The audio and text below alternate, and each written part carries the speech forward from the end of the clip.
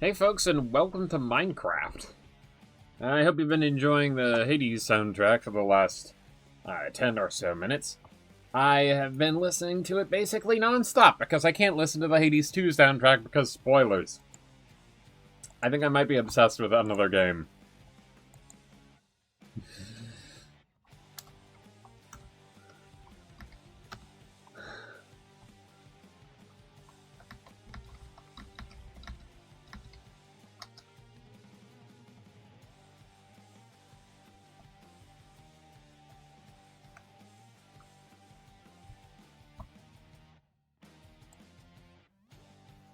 Hi, Planet. I'm sorry for being a big fat liar.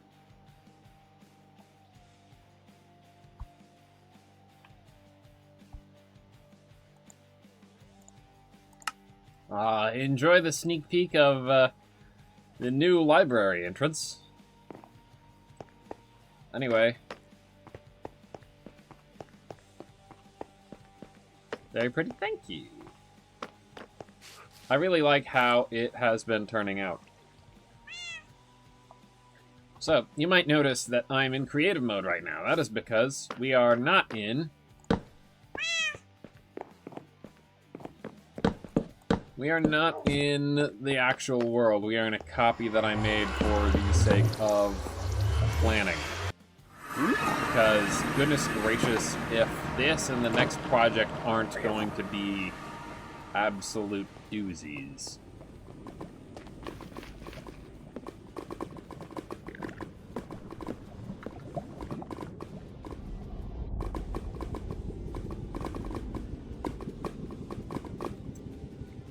I do want to make an easier method of accessing the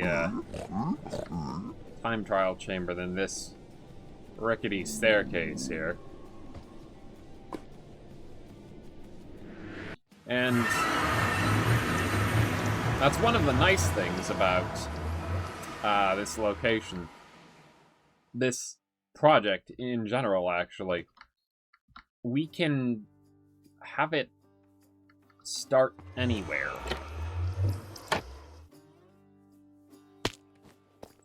So,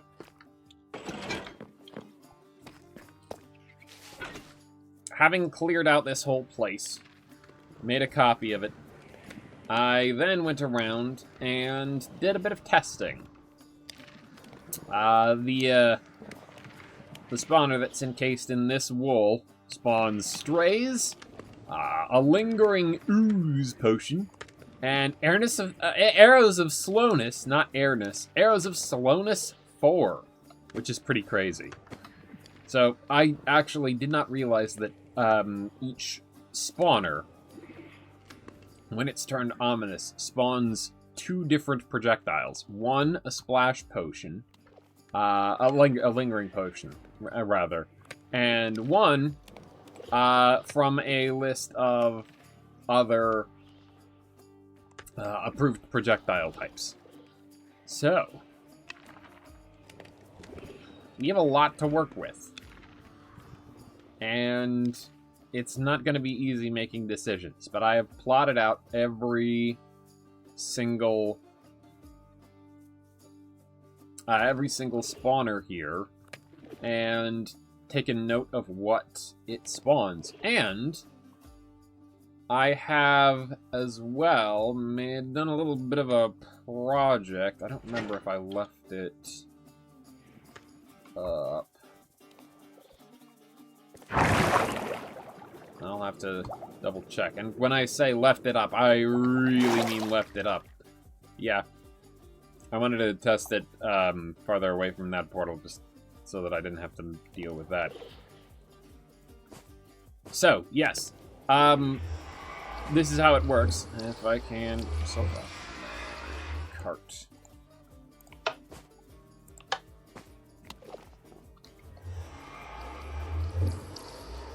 Now that's right, it doesn't accept.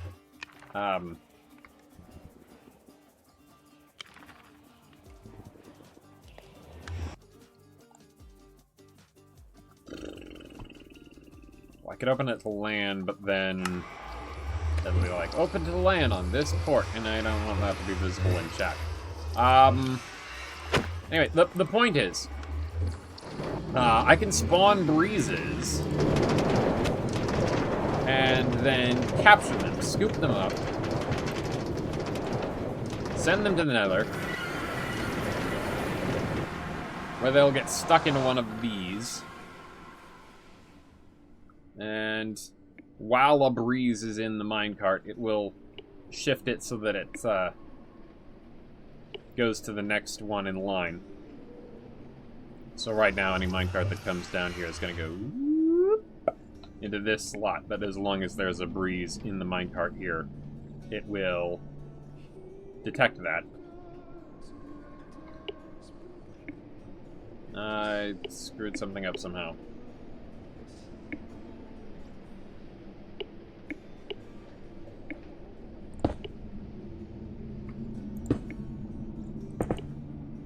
There we go. Although I could have just as easily hit the, anyway. And, this is the principal design. It's not the most efficient thing in the world, but it's all I really need. But the point is, I can save and store breezes in the Nether, and while they are there, they will decouple from the spawner, and I can spawn a bunch of them. And then, as I see fit, I can bring them back into the overworld via this. And I'll go whoop, and then end up in a little holding cell. So I can make breeze turrets. Minecraft has gotten complicated. These are minecart physics that have been in the game for...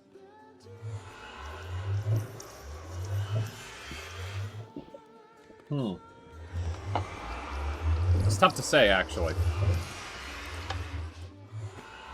The whole trial spawner thing was a little complicated. I have to send them into the Nether so that it stops remembering that they're there, and then bring them back out into the overworld. But I just bring them in and I make a breeze turret wherever I want. Back in my day, we just gave up. I refuse to give up. Anyway, so the point is, I can make breeze turrets. And that's the long and short of it. I definitely want to. Since there's only one breeze spawner, I want to make good use of that. I should probably... The song is great, but I think I should probably... it went most of the way through.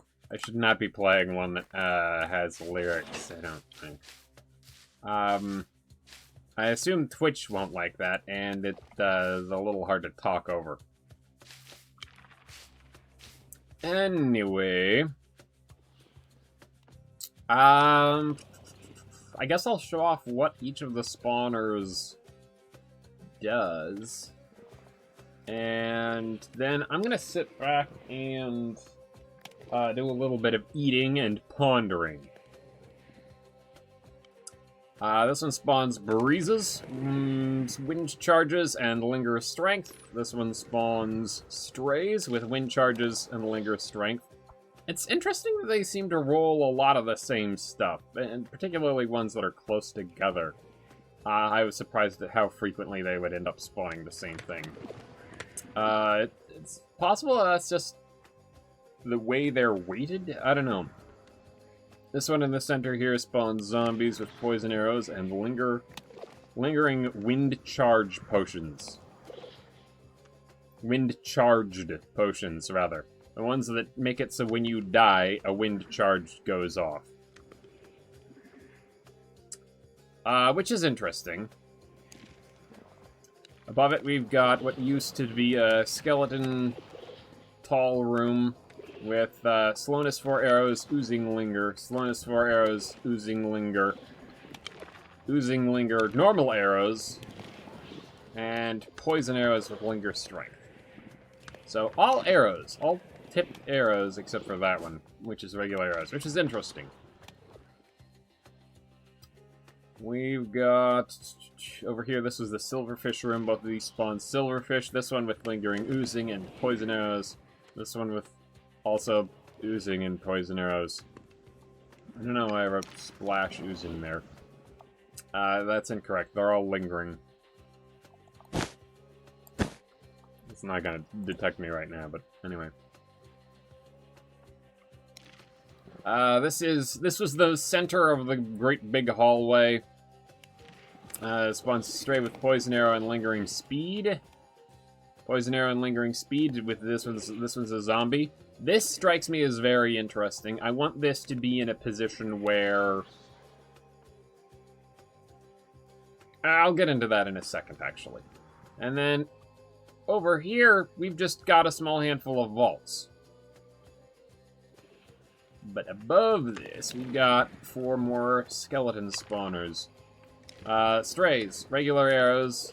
I think I didn't see it apply a status effect of any kind. And lingering slow fallness. Oh, slow fallness.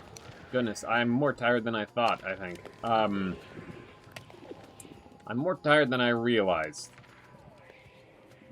I slept poorly last night. Anyway, regular arrows, lingering slow fall. Regular arrows, lingering slow fall. Wind charge, lingers strength. Wind charge, lingers strength. Slow fallness to prevent slip fallage. Anyway, obviously lingering strength potions are going to be interesting for taking care of the mobs that are there and now, and then things like the wind charges are going to be good for disrupting things and just getting hit, making things more challenging. But the things like the lingering speed potion, that's a bit more intriguing, because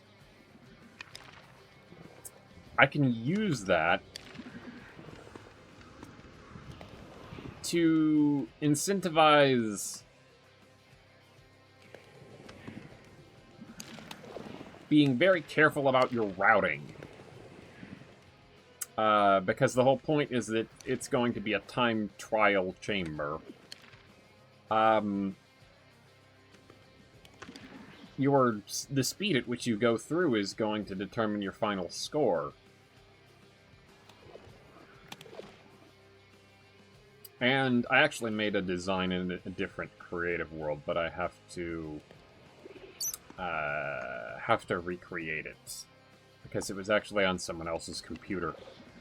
Also, there's a geode here, which is interesting.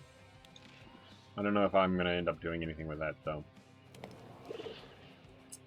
It might be as good a place as any to farm amethyst, actually, since a lot of time is going to be spent in the immediate area. Anyway, that's one thing to keep in mind. Another thing to keep in mind, and this applies regardless of whether you are doing an ominous speed trial or a regular speed trial. That's the breezes. Because a bunch of the different spawners create wind charges, but those are difficult to control. If you kill a breeze, you get a breeze rod. And that can make wind charges, and that can be used for some interesting routing on its own. I've yet to decide what I really want to do with that. And we can start anywhere and end anywhere. And I want the... Oops. I want all of the vaults and the ominous vaults to be available, if possible, in the structure itself. Just for the sake of...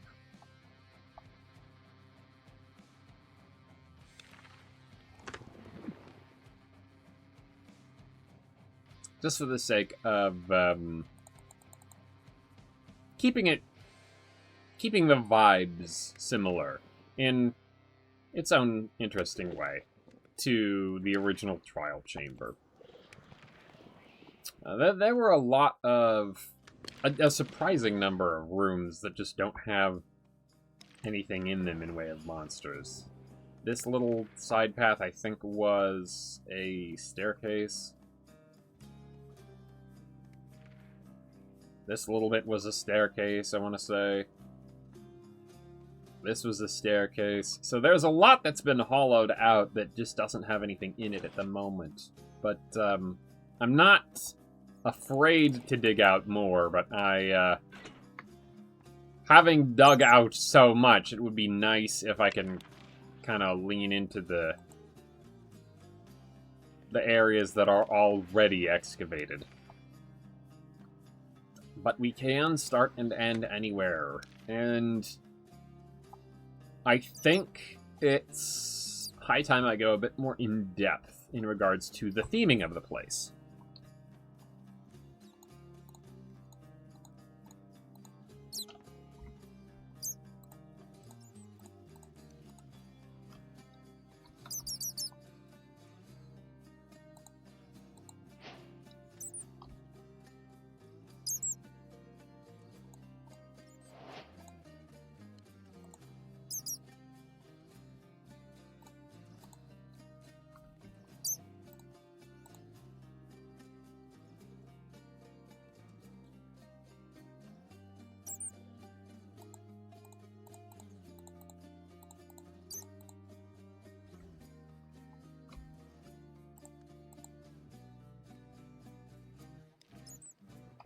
Actually, I don't know what happens if a golem in a transparent block.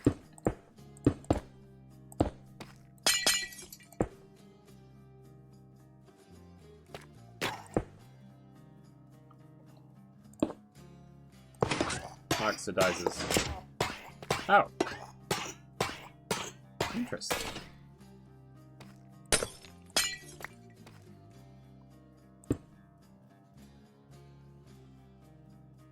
Do players suffocate in ice too? I didn't know that. It's transparent. I expected it to... What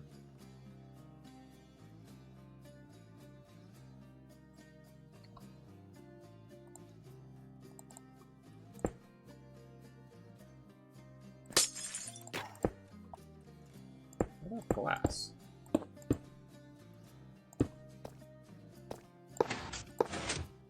No, that's fine. What happens if you oxidize?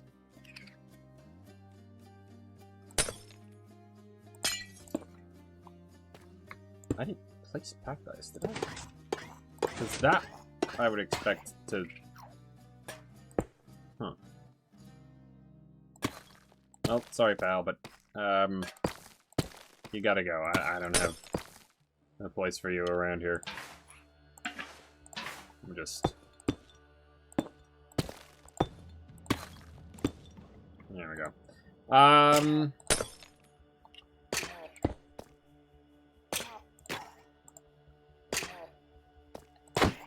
Get in there. Hey.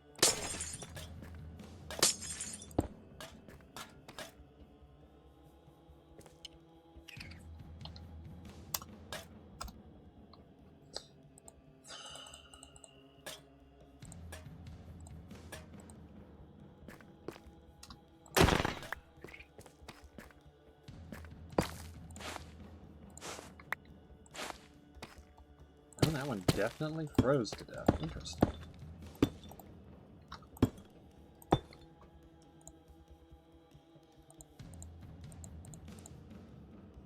I see your dismay, and I raise you. I don't want to have to deal with a copper golem wandering around this area for a very long time.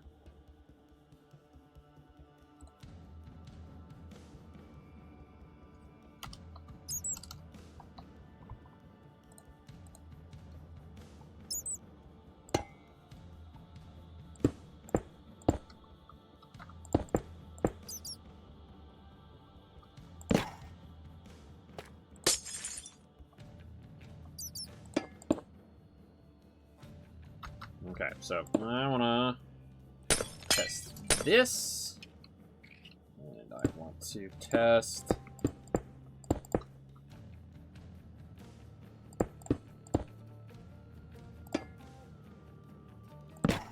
Uh-oh.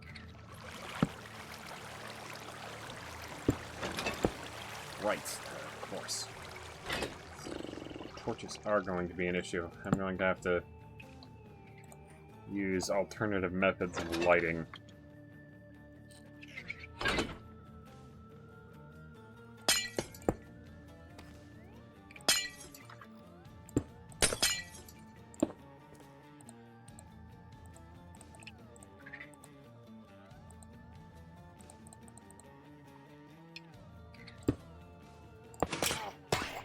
Yep, it's dying.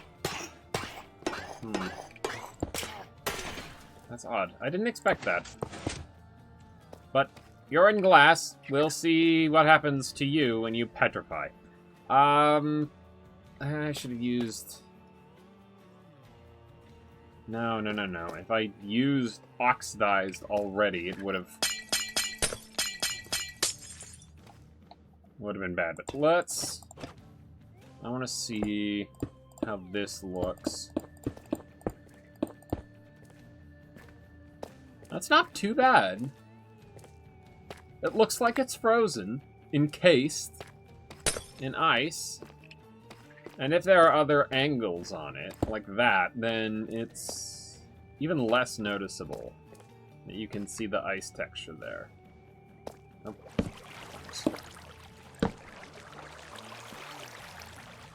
Anyway,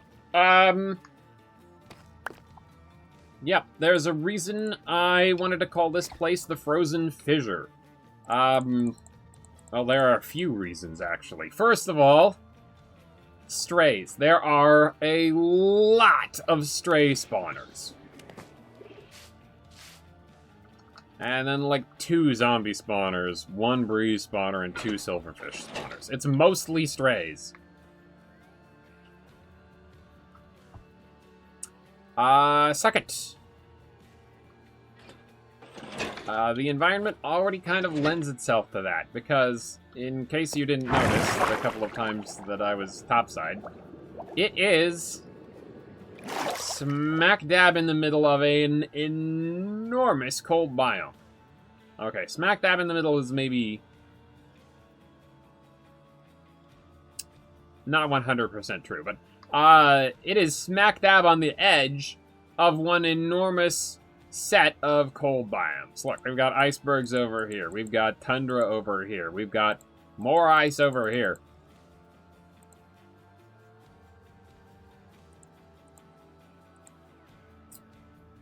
Okay, I guess it's a bit more impressive if you're on foot. But the point is, this whole place is one big cold biome. And it already lends itself to feeling very cold. And as such, I have dubbed the place the Frozen Fissure. But the theming goes beyond the name. It's going to be called the Frozen Fissure because it's going to feature the little friends, the Copper Golems. Not in their living, moving, walking around state so much. Maybe 1 or 2, just for flavor. Mostly they're going to be petrified. Like so. Hence, the name, Frozen Fissure. The idea is, they are going to be part of a large-scale mining operation that went sour. Deep in a frozen ravine that absolutely and entirely got encased in ice as it got colder and colder. They would have had a waterfall, likely, running some of their machinery, possibly getting boiled, turned into steam for the sake of steam power. Boiled using geothermal vents or something for steam power. But all of that is going to have frozen over, and it is going to be miserable. It is going to be icy, it is going to be snowy, it is going to be super cold. And the bits that aren't icy and snowy are going to be things like deep slate, but they're also going to be covered over in permafrost. So, even if they're not quite as icy and snowy, they're still going to look cold. That's the plan, anyway. And, I think I'd probably have you start higher up, and then descend into a ravine that's all frozen over, and hence the name, Frozen Fissure. So we'd probably start up here with these, or over here with these.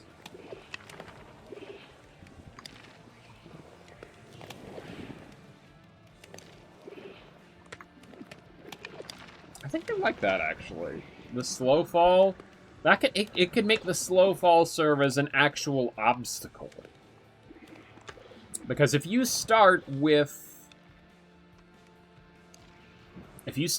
these, and then you have to move downwards, slow fall might be a problem. And then I could have you loop back up around through those and hit maybe one of these on your way back up, too, because it doesn't have to be sequential. This does not have to be one room where you fight 4 trial spawners worth of mobs. I can have you start here in a room that's shaped like this, with only the one. And then move down here, fight one of these, and then fight the other one of these. And then on your way out, you come back up, and there's another room here that has this as a part of it to finish off. And I can make it as long and winding and complicated as I want like that, if I, you know, have the patience to plan all of that out. And that's what we're going to be doing here today. Or at least, that's the plan. Sorry, Eurydice. Skipping you.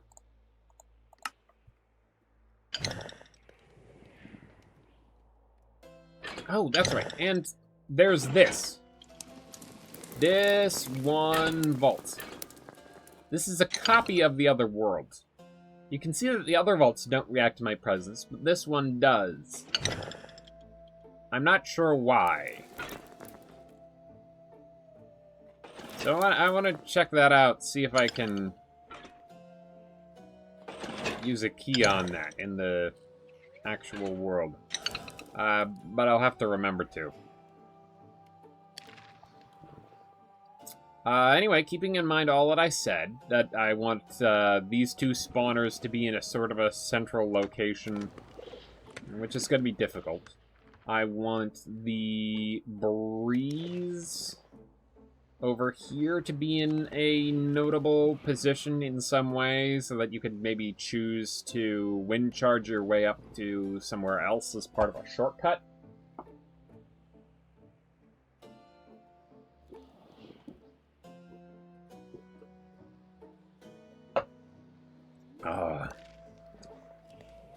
And I also have a few different plans for potential traps or shenanigans, such as, for example, did you know if you submerge a stray in water, in deep enough water, hang on, right, it'll just hit you.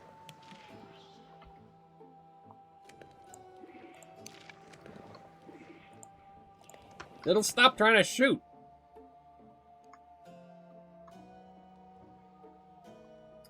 Let me find a good place for this. Hang on. Over here, there were a lot of... I also need to move this again as I'm working on the other one. I hope to find... Now that the whole thing has been excavated, I'm hoping that maybe around here would serve as a good place. And then, while it's there, I can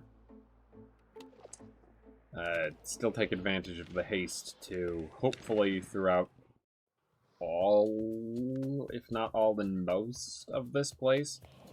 Hang on, somewhere over here there was a big cave offshoot. Yeah, I can flood one of these without too much issue. Not this one, but one of them. Surely. Okay. If I make some alterations to the terrain over here, nobody's gonna care. I believe this is good.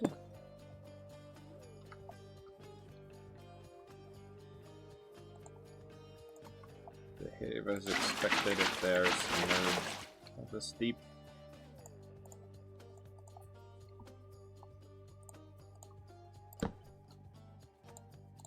Ah. Not the one I wanted to get rid of, but you. No? Not deep enough, maybe?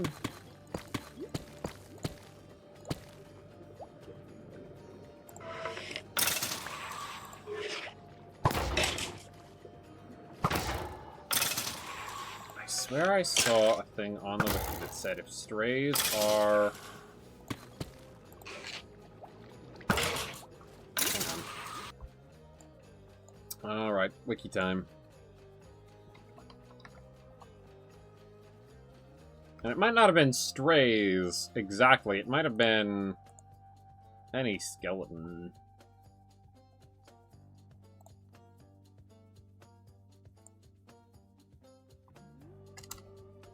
Stray. Oh, would it have been a bedrock thing? If it's a bedrock thing, then I'm gonna be... Ooh, like bogged and parched, the eyes of strays are emissive with vibrant visuals. Interesting. Ah, dang it, in Bedrock Edition, strays that are underwater use a melee attack that inflicts slowness. Oh.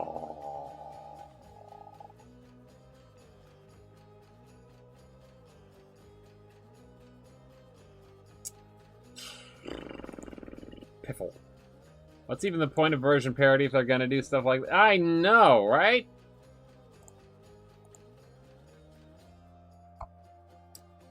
There are some interesting things in regards to this, though. They were still just sort of chilling under the water, because that's how they are. They don't drown.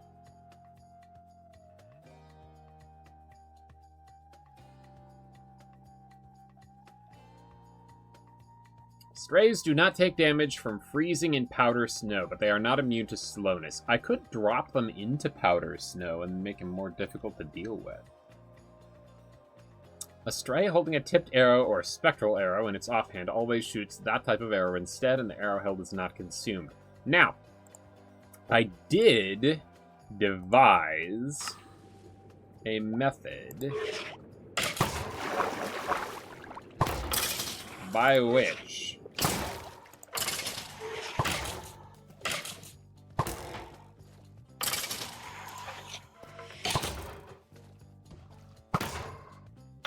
how many strays does it take to kill an iron golem? I did devise a method by which I could ensure that something picks stuff up.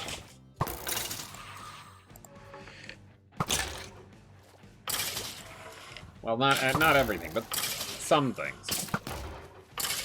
Anything that can pick something up. I don't think they'll pick up tipped arrows, though. As far as I am aware, that isn't in their natural behavior. They can be given tipped arrows and such through use of commands, and possibly spawn eggs that were granted by commands. And spawner blocks that were augmented with commands.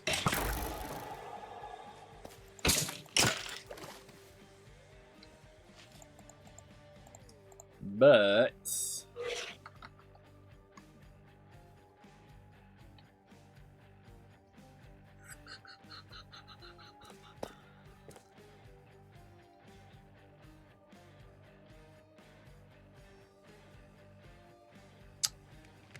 I don't think I have a way in survival to alter that.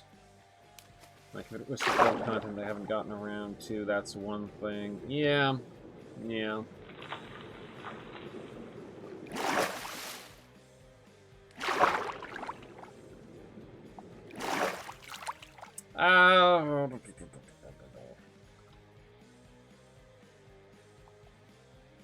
essentially,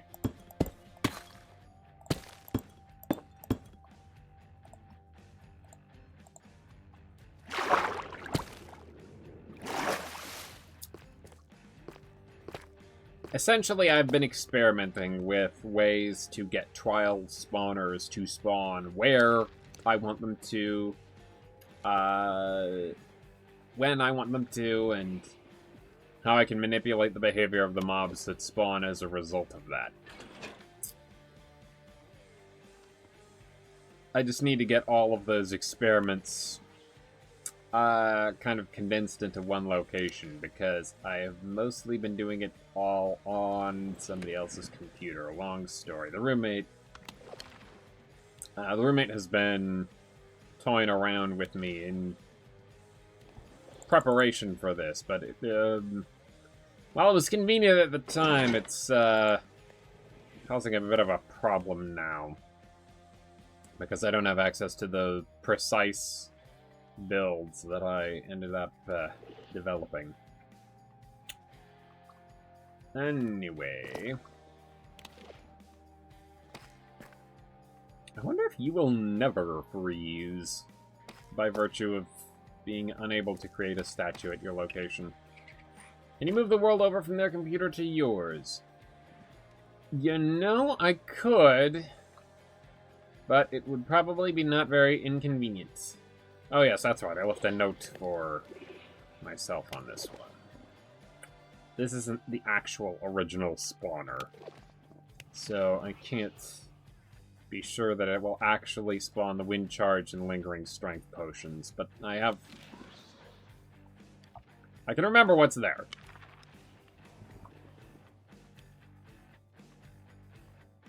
I don't know how convenient that would be as opposed to just having them send me screenshots of it or something. There are a few things I'd need, but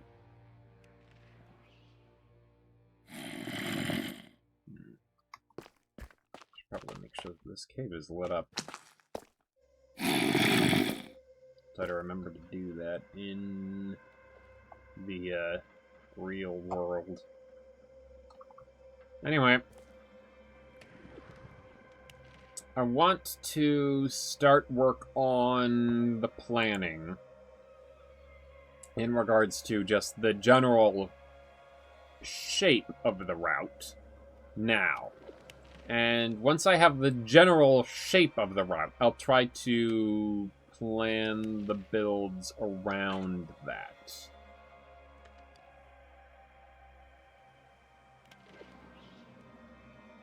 But I do have a few landmarks in particular that I want to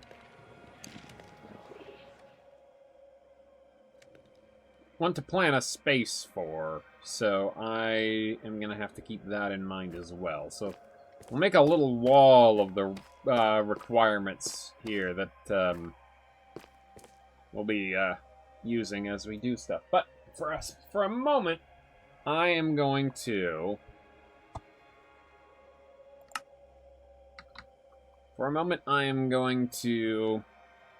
pause, take a bit to mull stuff over, and do a bit of cleaning, because I didn't actually get around to that yet. So I'm going to BRB, but... there's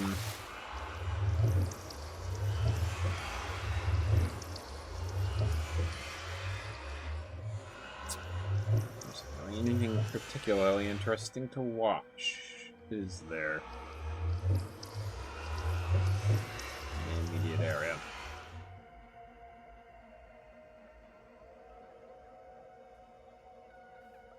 Put on funny cat videos?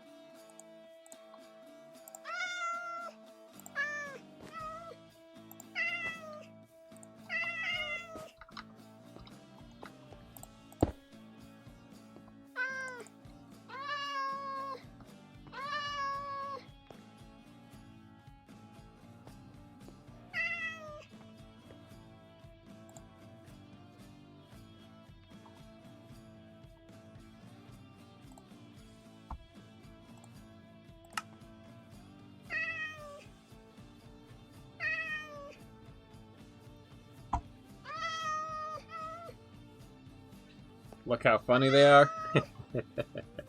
Glad you like. Alright. I'll be here. I'll just be eating. If you have any thoughts on stuff that can be included in the frosted... in the frozen fissure, then I'm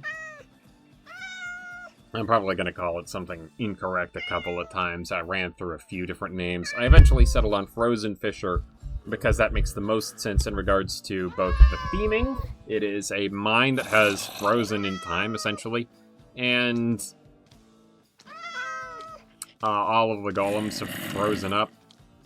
And it is a great big crack in the ground, so it's a fissure. Anyway, I'll be here. I'll just be eating. If you have any ideas, by all means, pop them in chat. I'll be paying attention. Funky fissure? You know? I could, in theory...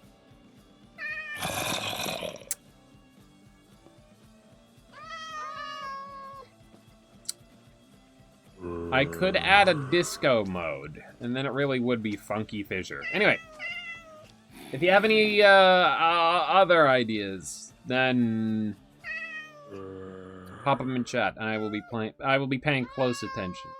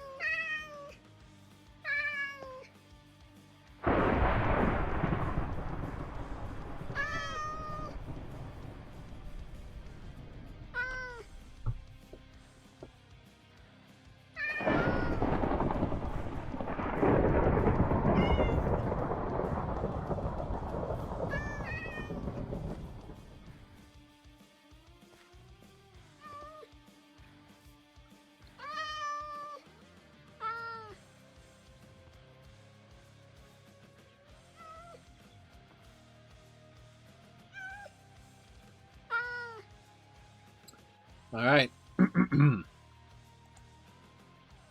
1 hour in after starting, and I hope you enjoyed your funny cat videos. So far, the ideas... Oh, goodness, excuse me. So far, the ideas I'm seeing in chat are funny, parentheses, cat videos, and parentheses, fissure, and Mugenics 2026.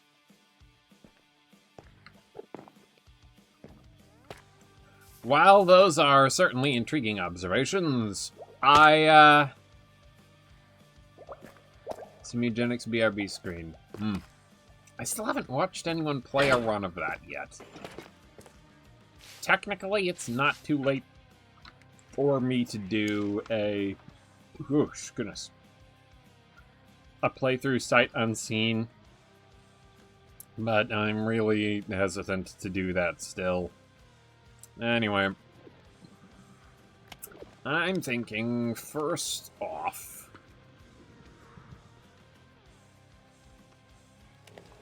Ah, yes, that's right. I was going to make... Music is phenomenal if you haven't given it a listen, though. I have heard as much, yes. I will... Hold on. I didn't block that correctly.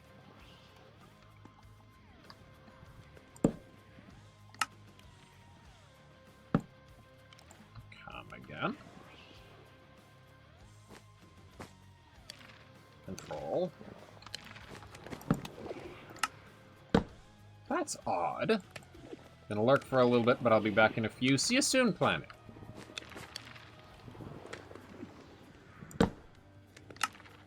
Why didn't the pit block right? I saw it do something odd when I... Hold on. Did I screw up something in my controls?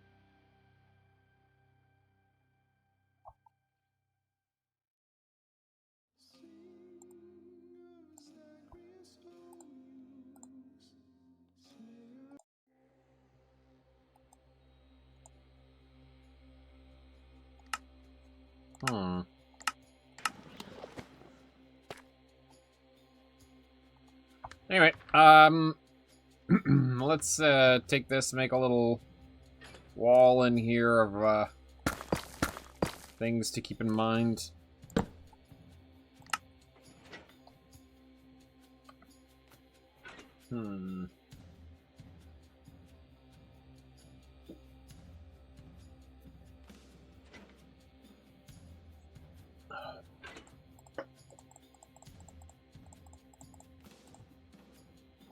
Set pieces can be in light blue.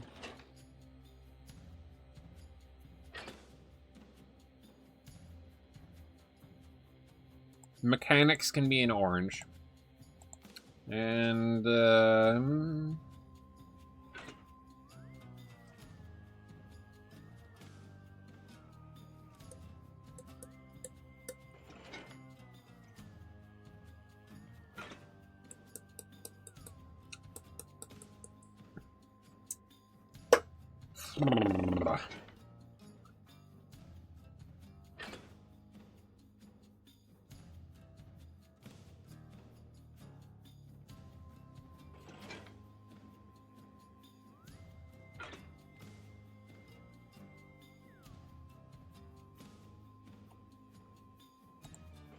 possible hazards can be in red.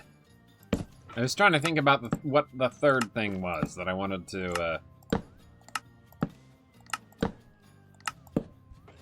color code, and take note of. But, obviously it was going to be hazards. Why wouldn't it be hazards? And...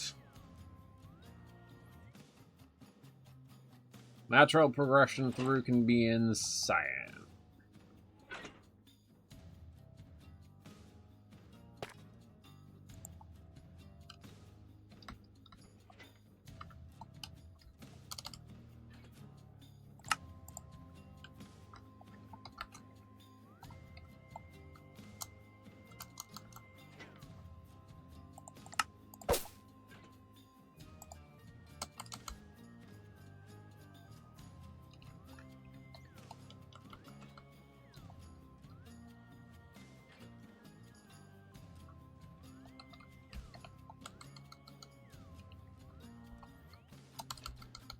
Utilizes closer. It had 2 eyes, so it didn't take up quite as much room.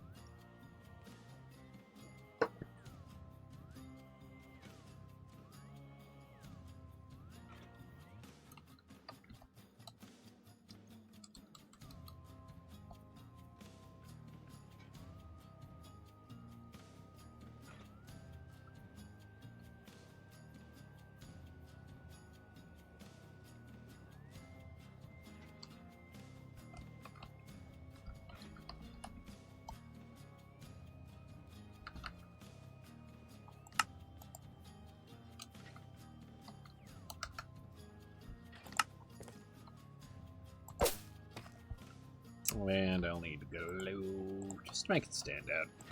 Boop. So much nicer.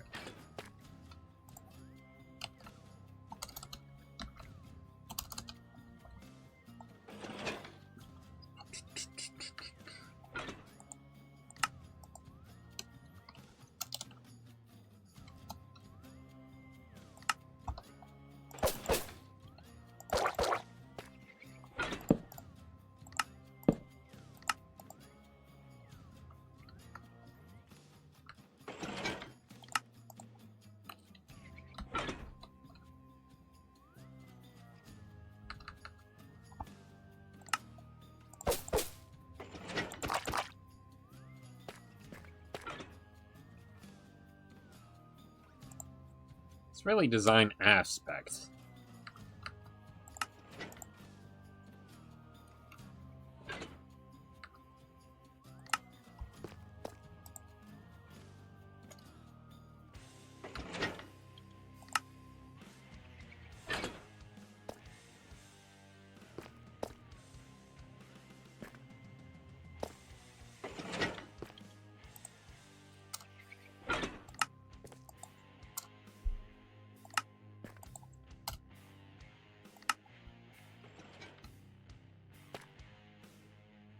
That's sufficient.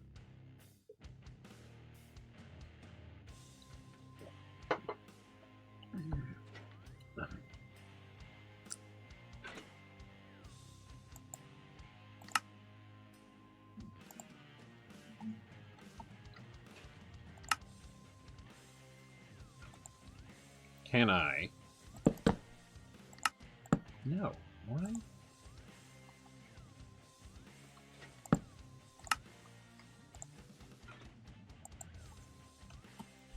Is it because commands aren't allowed? Can I not?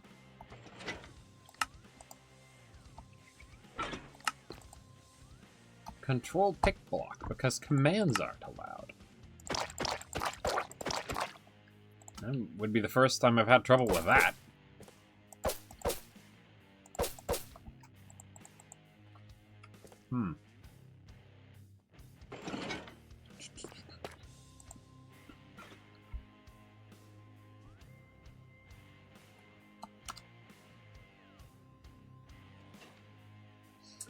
These, I think, will be in no particular order.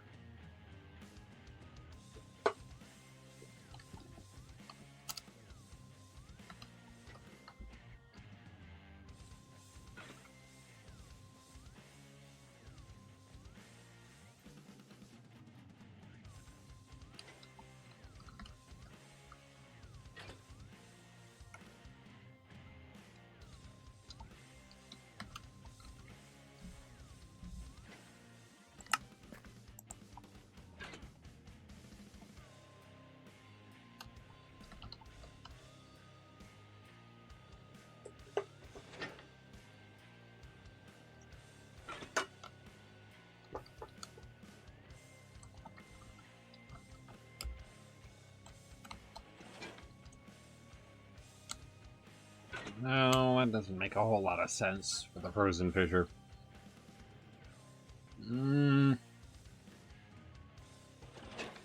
I'll just have it be a frozen waterfall, and that will be the big method through which the copper golems were receiving power.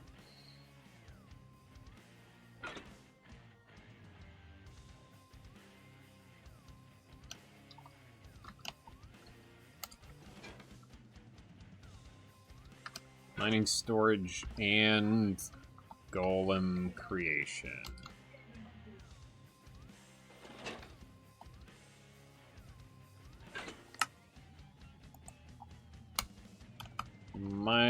Nope. Mining operators.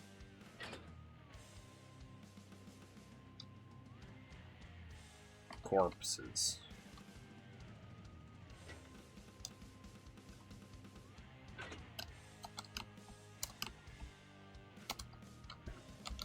Not operator. That sounds like a dinosaur.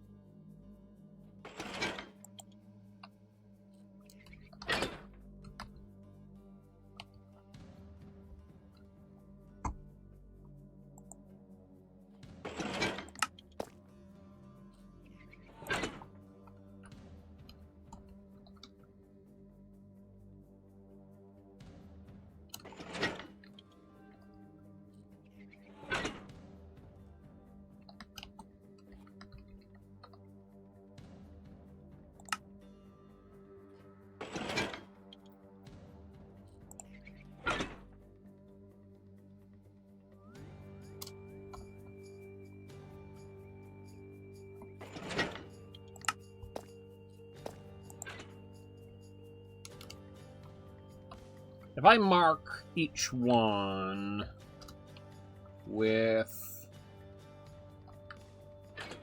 that to indicate that it's an entry on a list, then it'll be easier to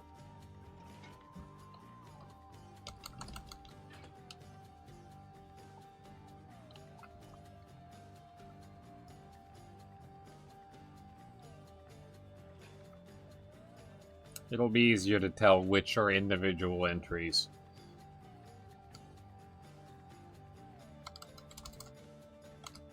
Well, let's just say waterfall froze. Back, what's up? I'm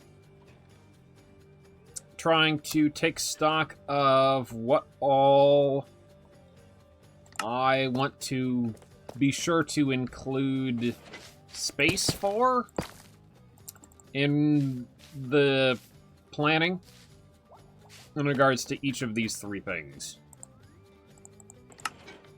Design aspect, set pieces, things that I want to include in regards to the aesthetic of the frozen fissure. Hazards, specific hazards like breeze turrets that I want to equip somewhere. And for at least one of the zombie spawners, I want it to push the zombies that it spawns through a little tunnel where I'll have a thing set up that will equip viable zombies with miner equipment.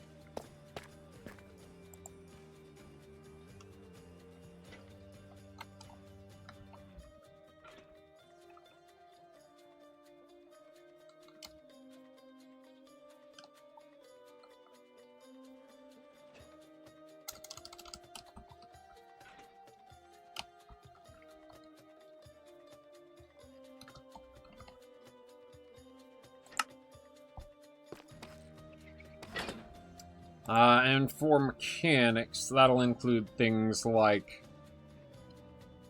Shortcuts for breeze charges. Speed bot benefit. Speed benefits. So when you have the speed effect from the lingering potions there, what are you gonna do with it?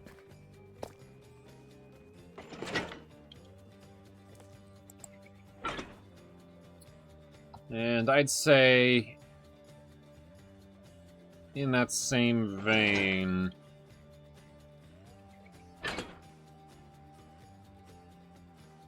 slow fall, slow ness, and fall. Make things tricky. Yeah.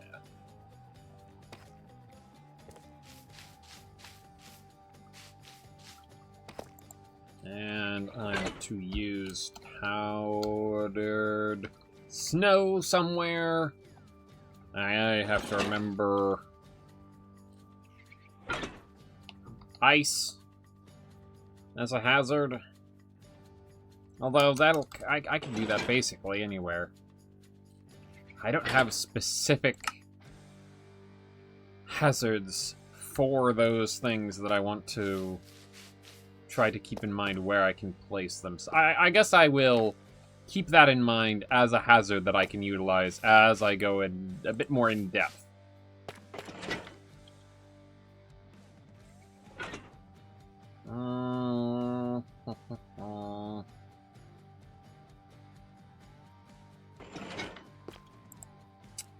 But in regards to the hazards, I do want to keep in mind strays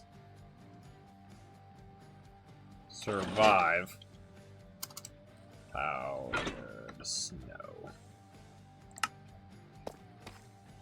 Because that's a hazard on its own.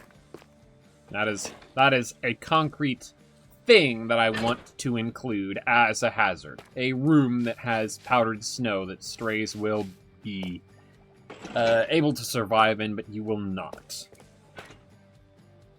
I'm thinking there might be stepping stones in that room, probably.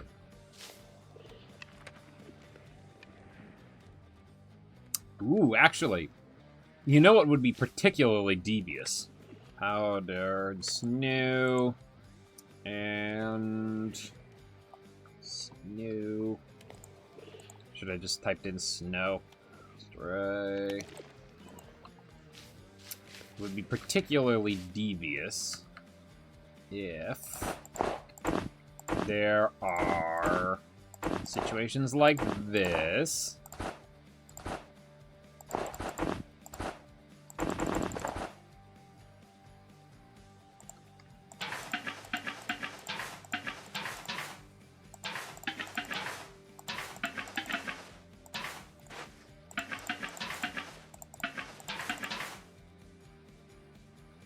And then, let's see. You know what? We can have regular snow. Like there. And then a bit of a stepping stone on top of it. And then one like there. That is an indicator. Maybe I just use one. Yeah, and then the strays should, in theory, avoid the holes because they won't want to fall down. But if there's something around here, that they want to attack, they would start moving around. That didn't take long. Well, they really aren't moving around a lot, huh? They are slowed down by it.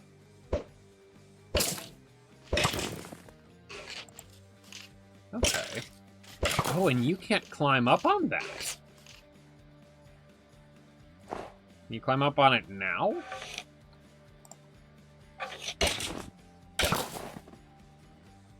You wanted to get up on there.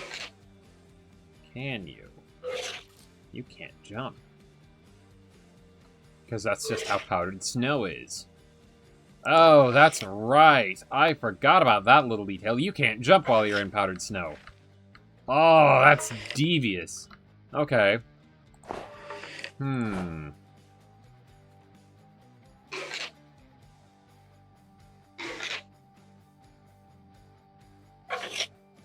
There'll have to be some way out of the powdered snow. Otherwise, you're just gonna die.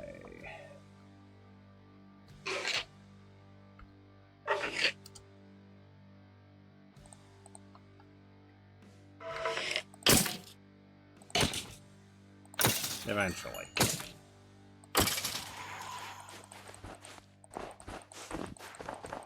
But yeah, the strays are going to be able to sense where the holes are. They aren't going to fall down the holes, but you won't be able to. If you fall down a hole, then that could be a considerable time loss, potentially.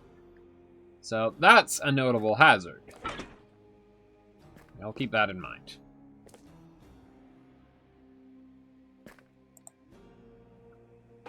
In regards to the mechanics, branching paths.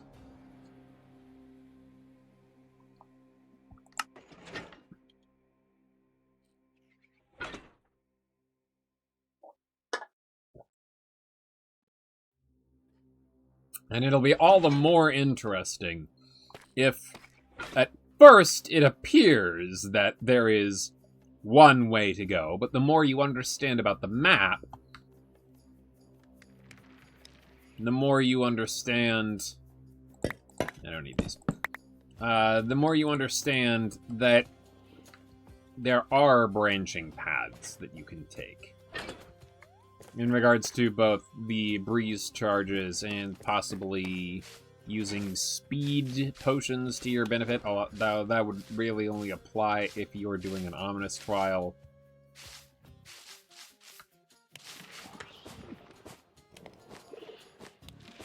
There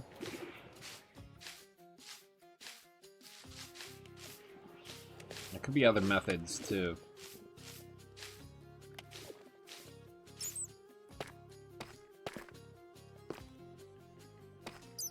Like places you could fall and alter your path that way. I don't know.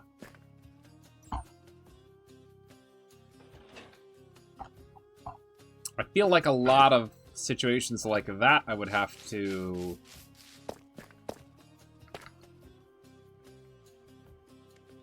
do on a case-by-case basis.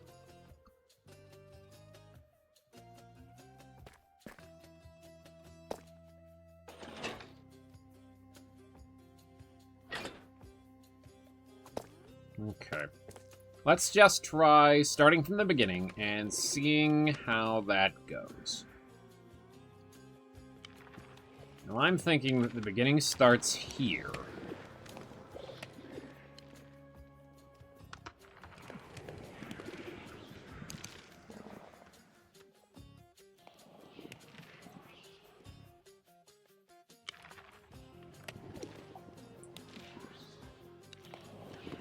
It's right at the verge of where you enter the deep slit. I could take advantage of that. Mine out a bit more.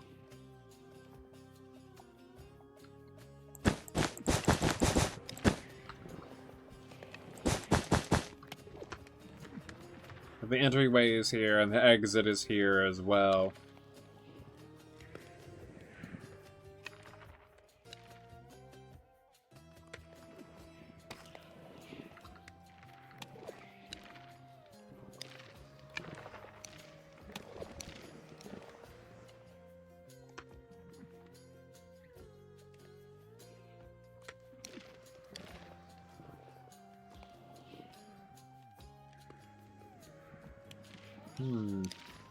Could do something risky as well.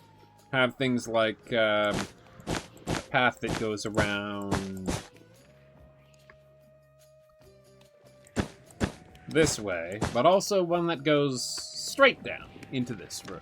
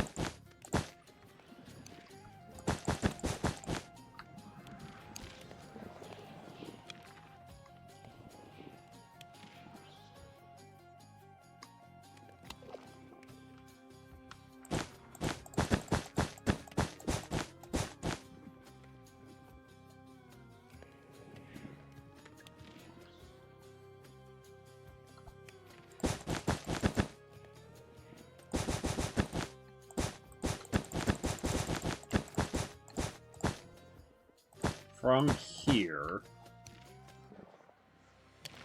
Yeah, okay. So, this is the entryway. This is the first room that you encounter. Stray spawner. And then from here, you take a path down around the outside, and that takes you down to here, where you encounter the first one that does lingering slow fall potions. And you're going to want to avoid that if you're doing an ominous trial, because that will make it more annoying to fall down these steps here, essentially. And then the steps can be kind of dilapidated mining equipment type staircases, like ones made of wood, like you see in National Treasure, for example, that have rotted away. Yeah. Okay.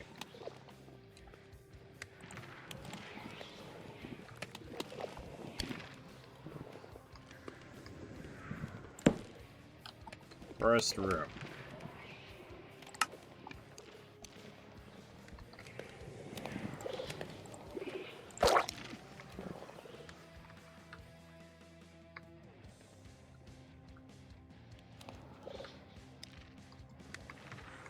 Possibly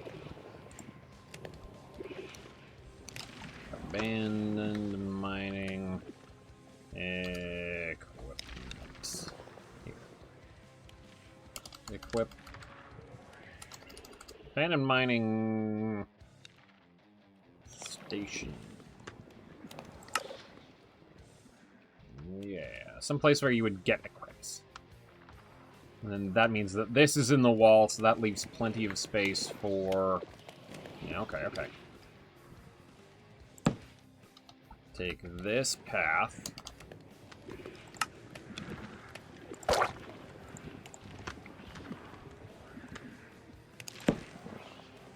Or this path. And there's not going to be much difference. But perhaps one side of the room has more cover than the other, but the other side of the room has less of a chance that you fall down accidentally.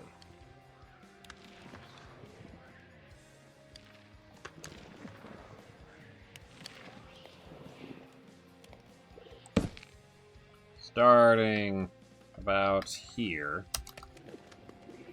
Here. Rickety, rotten, old stair. Like in that treasure.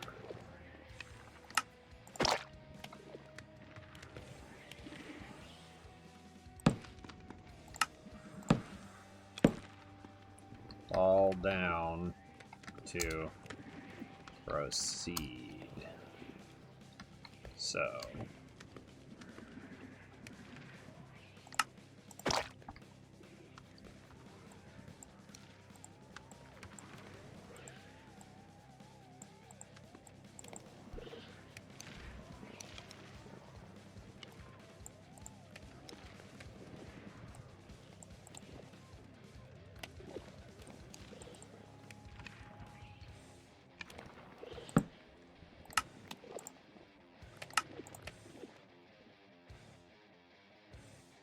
Slow fall is annoying.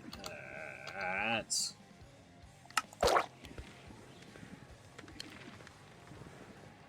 Perfect.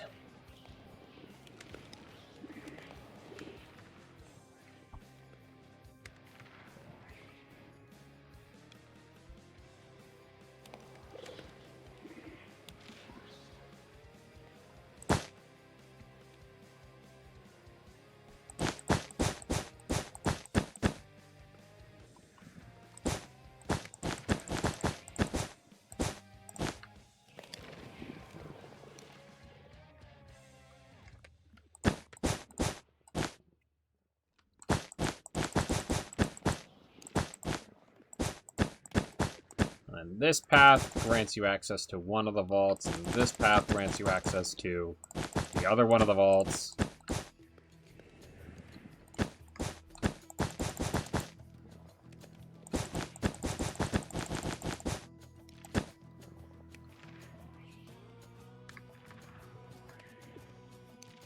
But either way...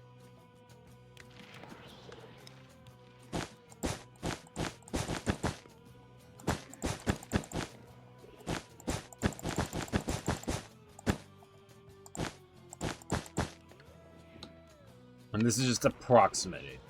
Approximated, yes. From here, you go down to...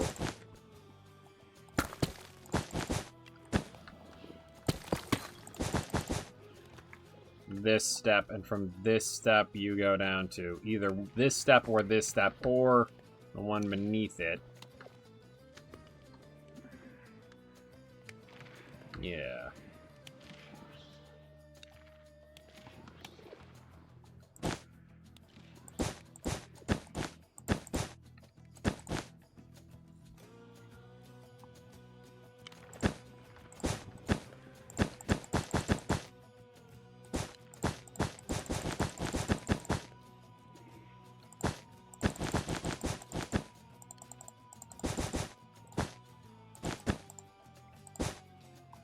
And then maybe this is a potential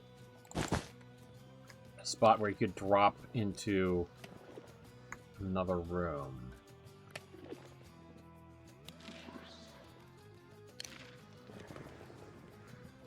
Yes.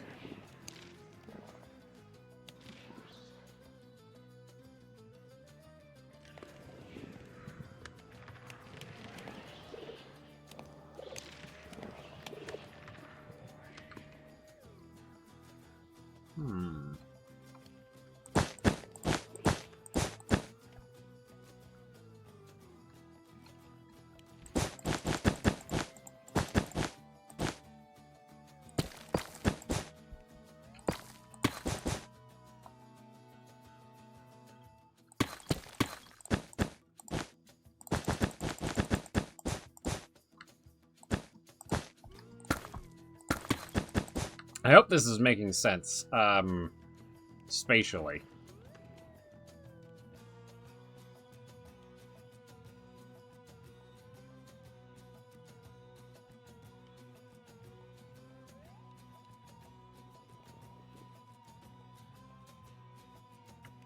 You know what? I could take advantage of the staircase here.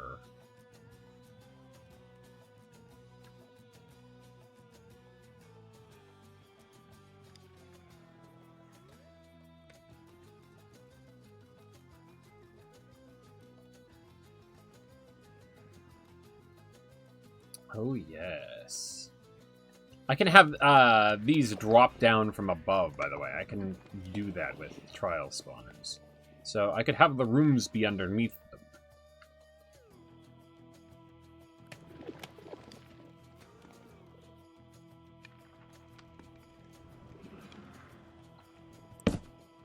Drop off here for a quick egress at your own peril.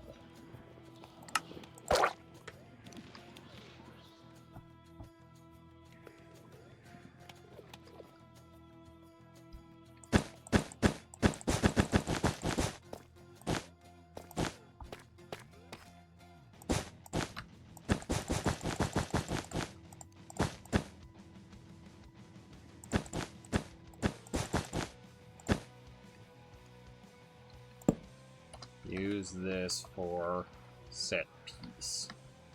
Perhaps mining elevator in disrepair, or part of the frozen waterfall.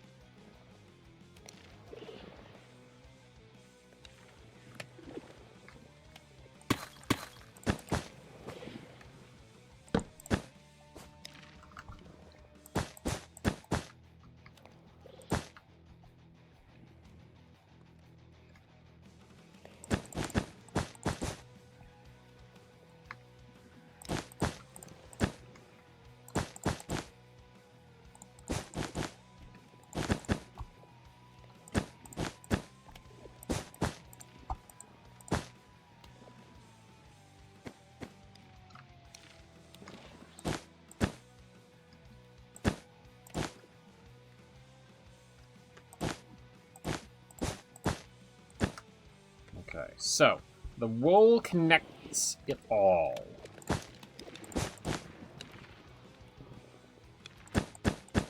Indicating where you will be going. So, the entrance is going to be over there somewhere. This is going to be your first room. It releases you in here. And you follow the wool down here. Or...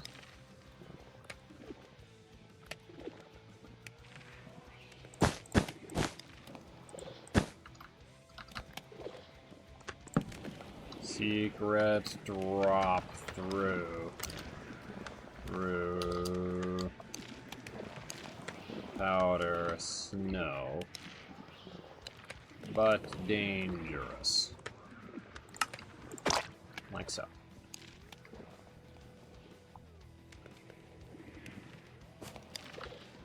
Yeah, okay. You come down here and ta-da, you're in...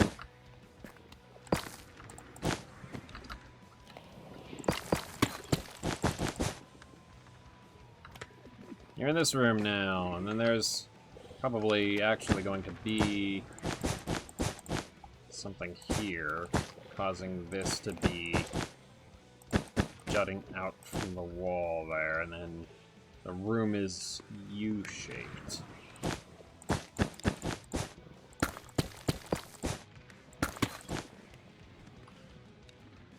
Maybe a bit bigger room so that it's easier. Relatively.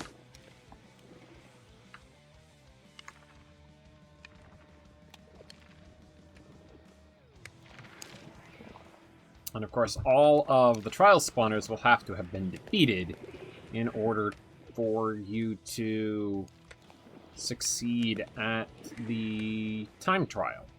And I can keep track of that courtesy of the loot that pops out of the top. I have a means to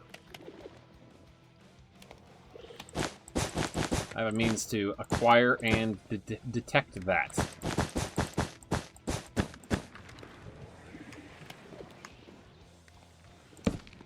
And... no.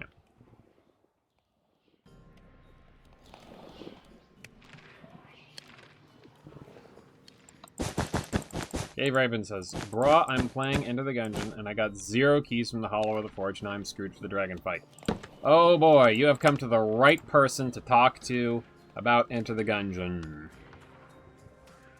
Optional.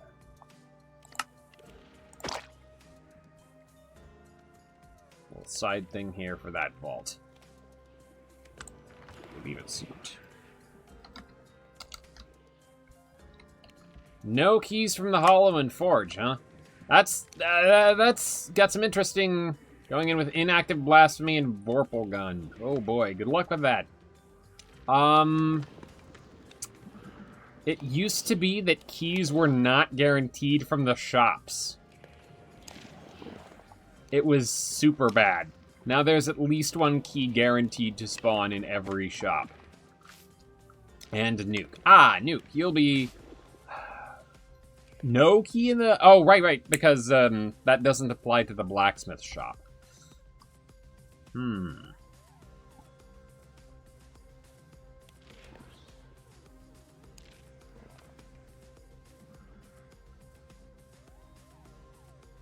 Yeah, if you fall down here, you could fall into this chamber, and you might have to backtrack a bit for this one. Yeah. Bruh. Thoughts and prayers? Yeah, I mean...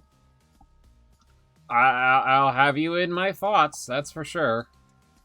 Best of luck to you. You wanna... Okay, some advice.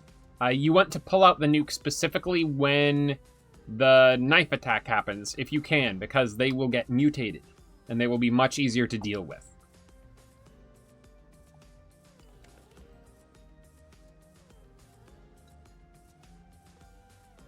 I don't think the nuke will kill them unless you direct hit them, but you don't want that. You want to direct hit the dragon for the damage output. But because they're in the room, they will be mutated into mutated bulletkin. And then they will be much easier to get rid of. Of course, you'll have to deal with the poison that's everywhere. But if you are shooting the dragon with the nuke, then you can kind of aim a little bit higher so that the poison puddle doesn't occupy so much of your safe area. And then you just have to deal with that and any poison that's spawned by the mutated kin that you have created for yourself.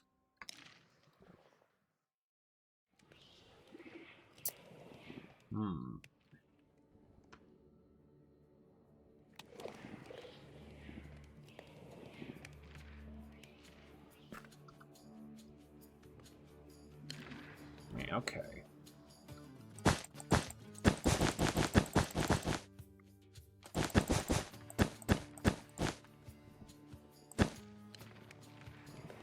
These are two separate rooms.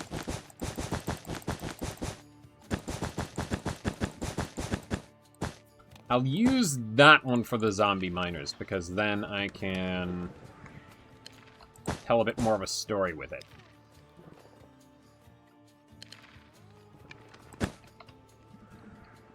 Yeah.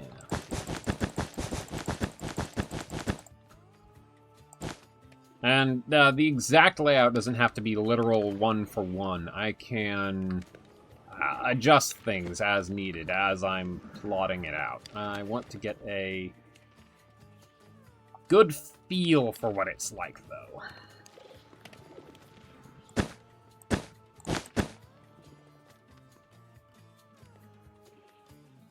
Oh, and maybe this one can dump you into powdered snow.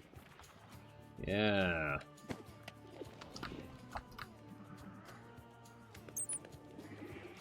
Oh, yeah, I could have a line of sight here so that it guarantees immediately spawning some on you. Whereas you would have a second to get your bearings when you come in through the normal path.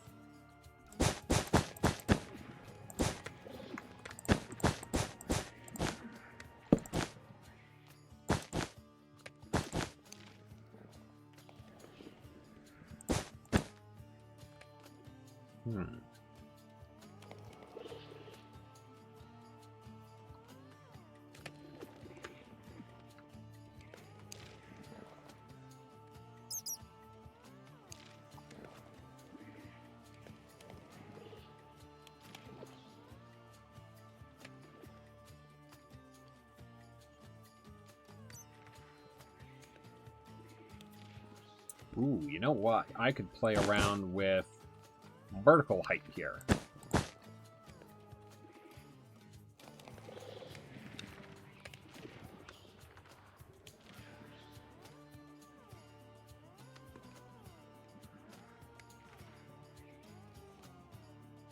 Yeah.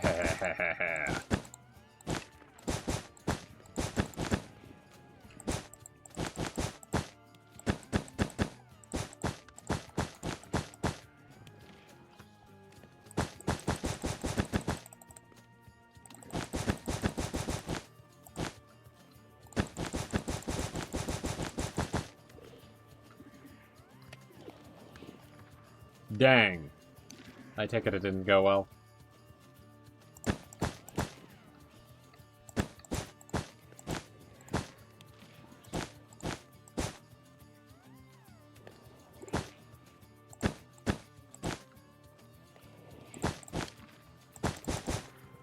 Was doing okay gameplay-wise.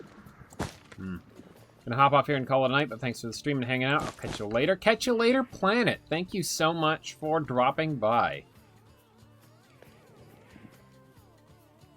Wasn't doing good damage. Yeah.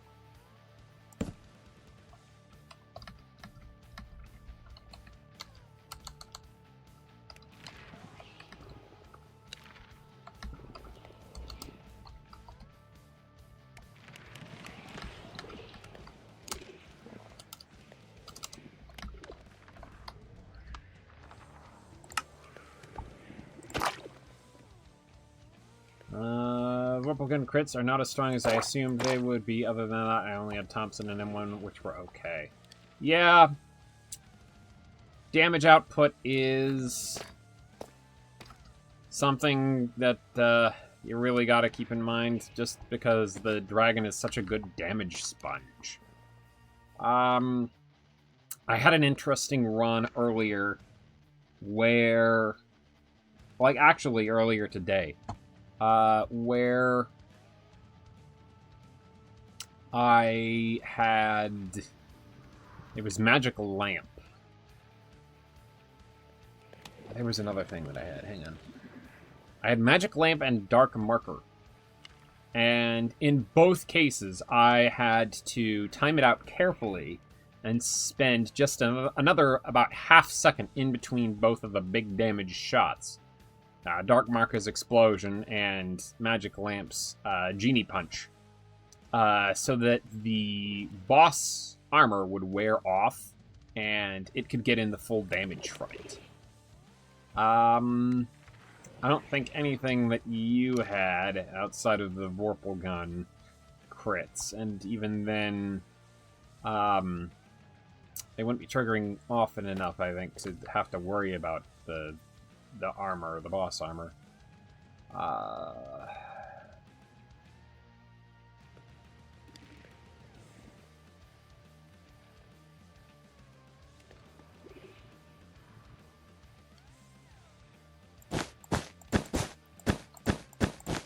And this one's a bit nebulous because there's a great big wide open area here, so I can leave that up to interpretation. I could have it scoop around there, I could have it scoop into there, I could have it go up there. Anyway, your knife advice helped somewhat. Anyway, I've had fun listening, but I also have to go to bed. Good night. Good night! Thanks for dropping by, Cave Raven. Elevator could activate here. Or hidden cave with waterfall origin.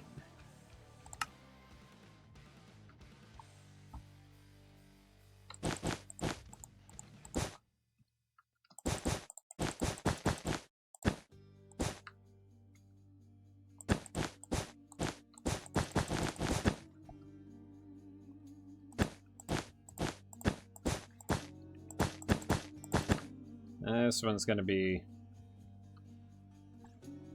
another one with lyrics, so I'm going to have to... Yep. Sorry, Orpheus.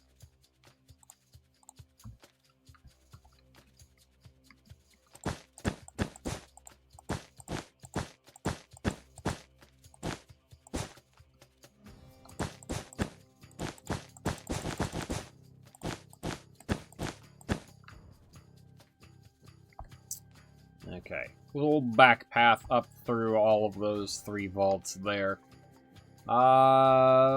Perhaps only accessible after you've beaten this one, which, you know, doesn't matter that much, because you're going to be going through this room anyway. And there isn't really much of a shortcut I could do for that. Unless I have a path from here to there.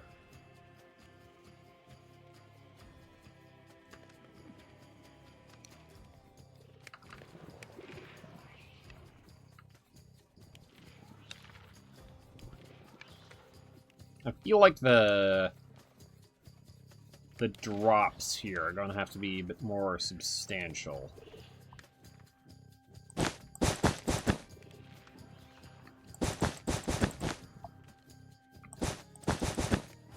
In order to have the slow falling be a considerable detriment.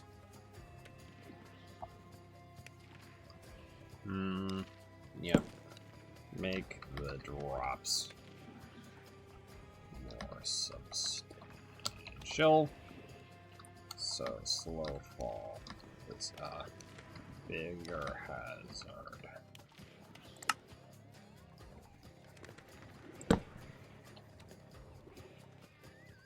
Wahaha.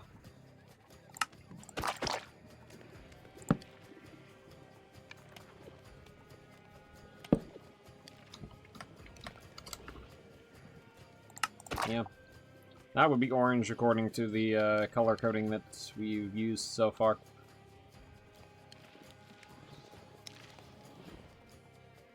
Breeze turrets, breeze turrets.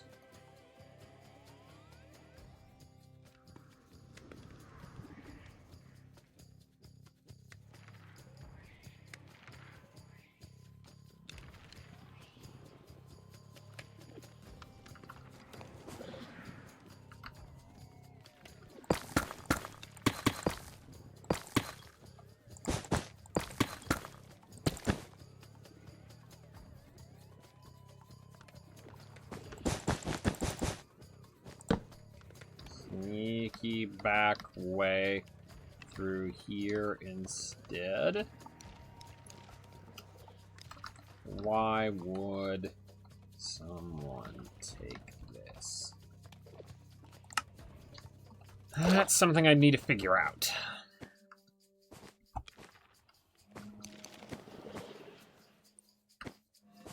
There's not much to say that it would really be faster than falling down here unless I made a really substantial problem if you'd gotten hit by the slow fall.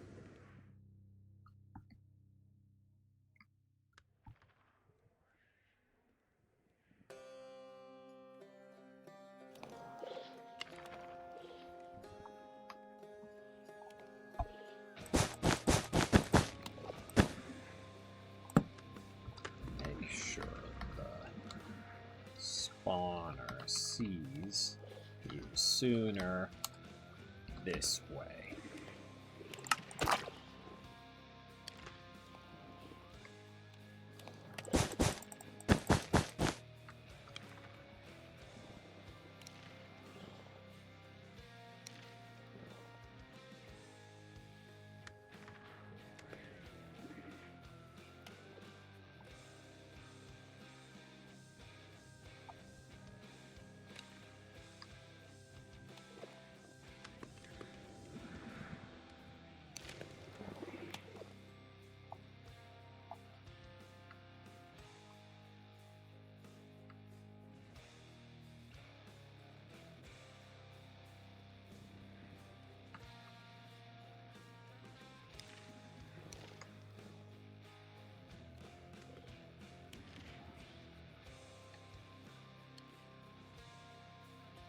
Unless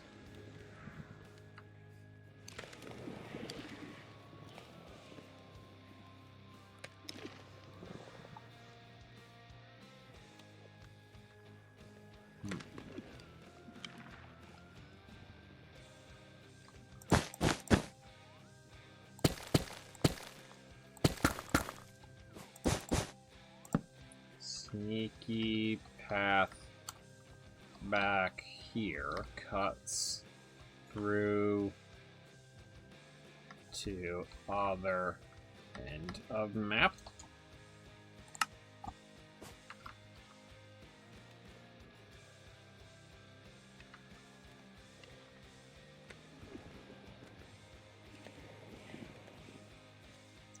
And then you could get that and scoop your way back around. Then you'd have to do a bit of backtracking as well.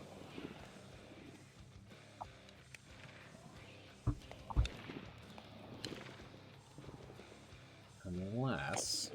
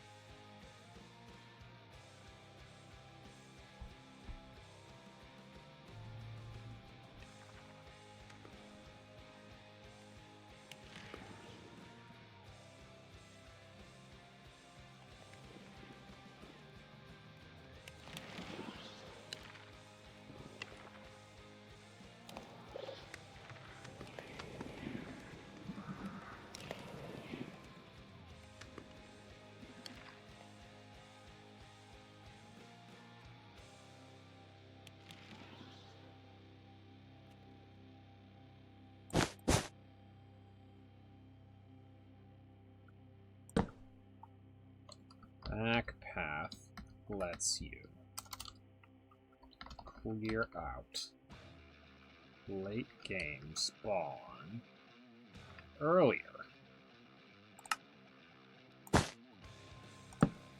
And get breeze, wind charges for a shortcut,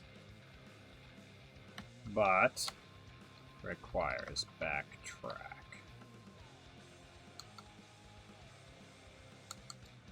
But it uses backtrack.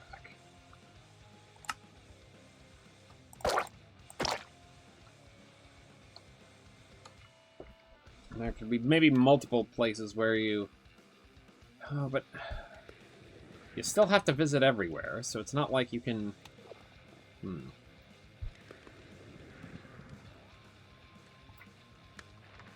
But what if...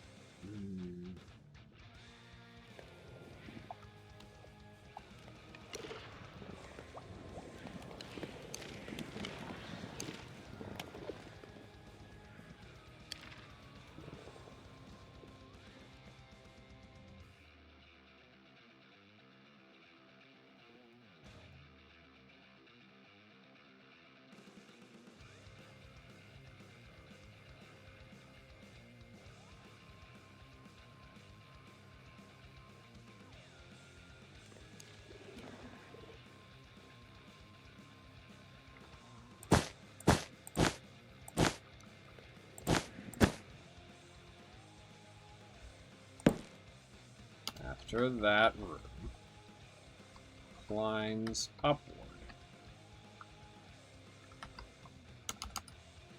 Both silver fish. And then from there,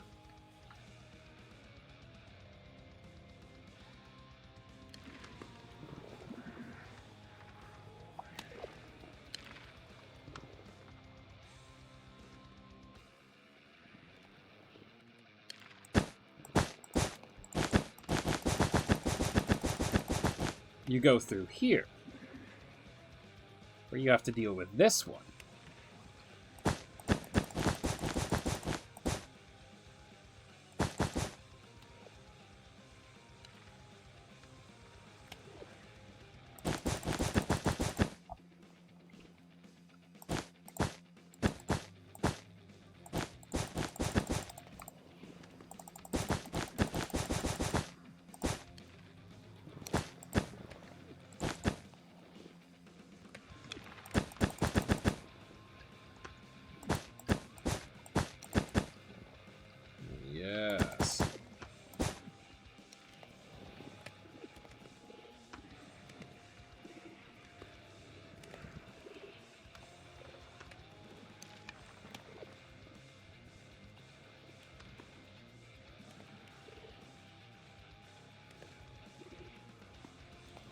Okay, so in a typical run, you would come through here, you would climb up through here, this one would be maybe here, and then this one would be maybe here, and then you would cross over here.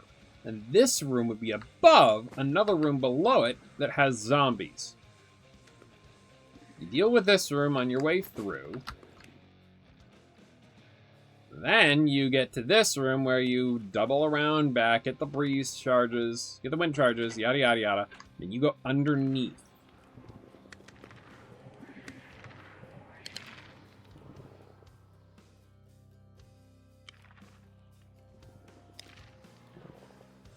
Yes, yes. Then you go underneath and loop back up into those. This one. Yes, yes. And you do that. How exactly? Coming up through here.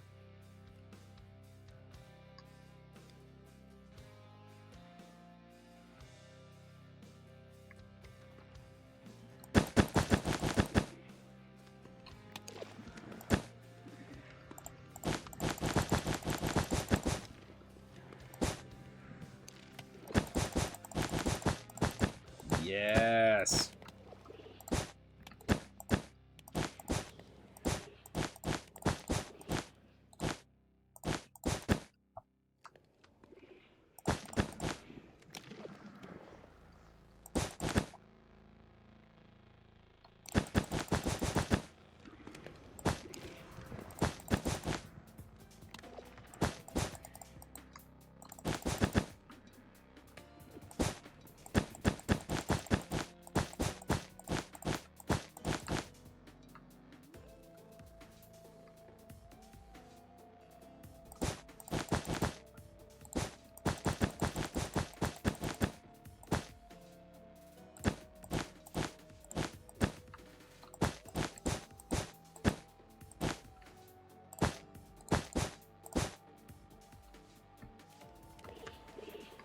Up to this room, or you deal with that.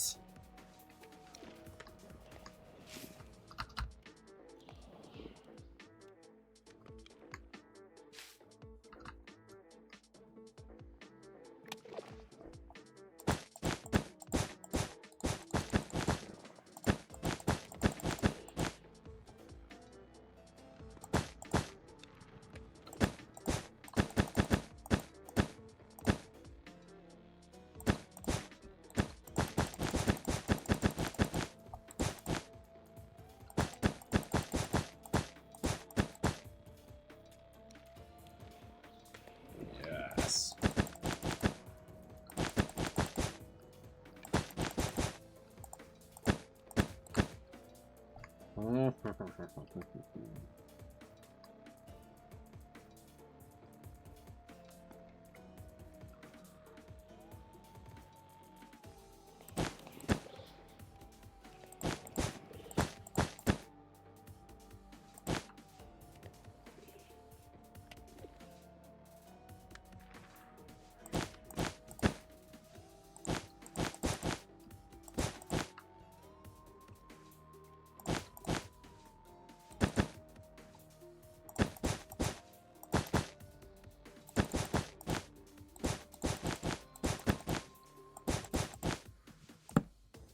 Wind charges to get up to here.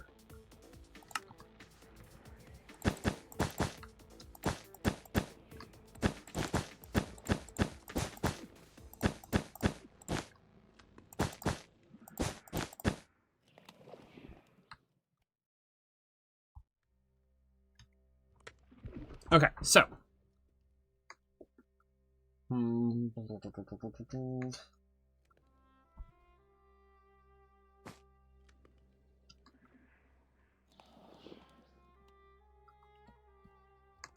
If you go the back way through the waterfall, then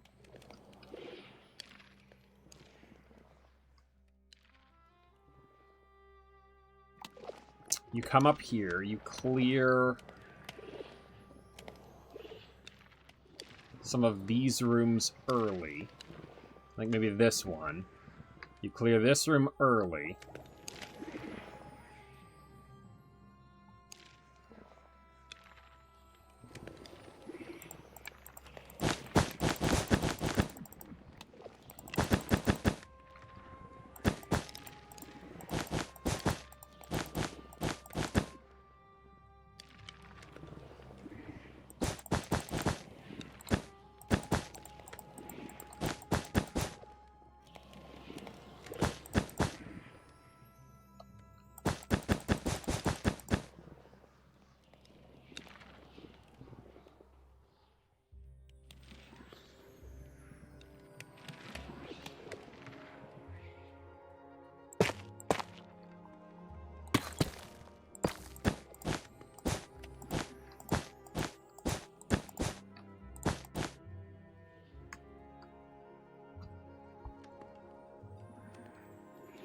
Clear this room early, and then that's a ticket down to this path right here.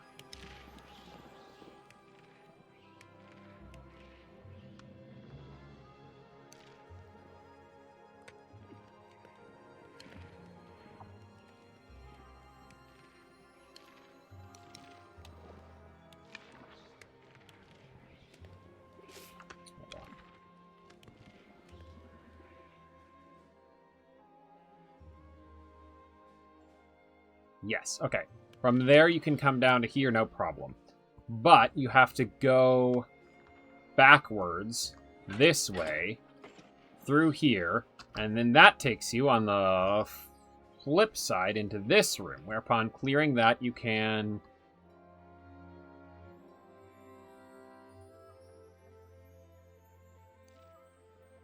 No, because then you'd still have to go get those.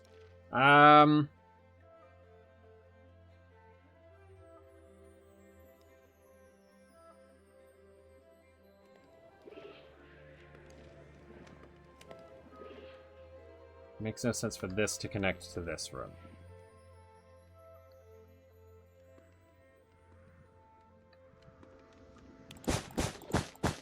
This room needs to connect to this room.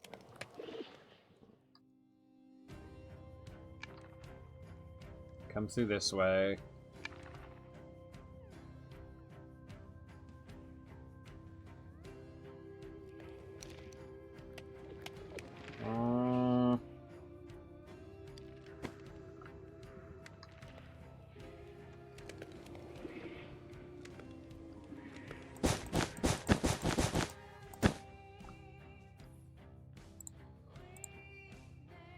Sorry.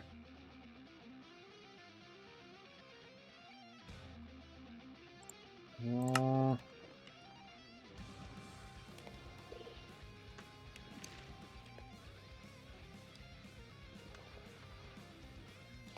through the back. Maybe you don't clear that one out. Maybe...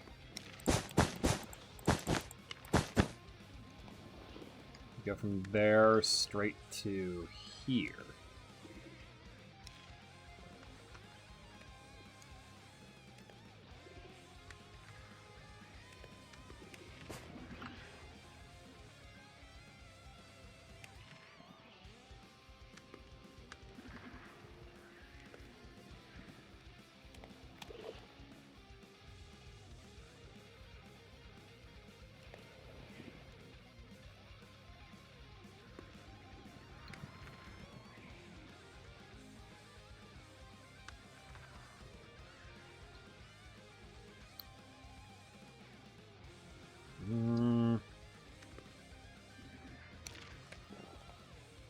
Trying to picture the branching path in my head is tough when it's a tangle full of knots.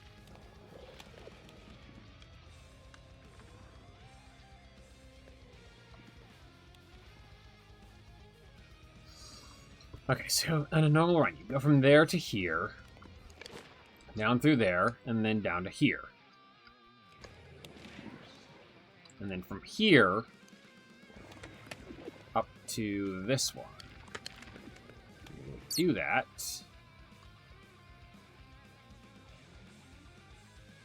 by going through here.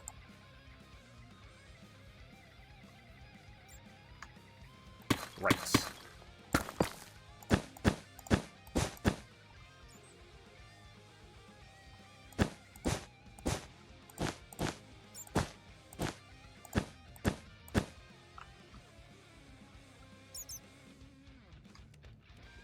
Yes.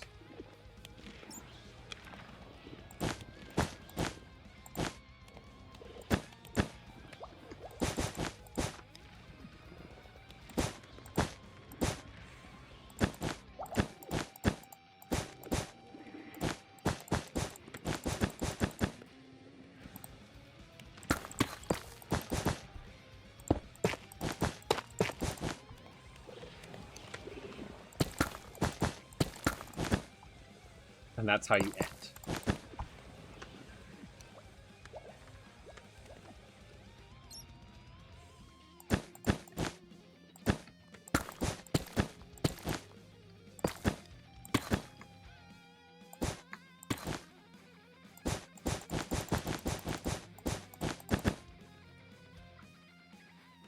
That takes you up to here. You deal with that. And from there, like probably up to this one with this, and then this one with this, and then from this room,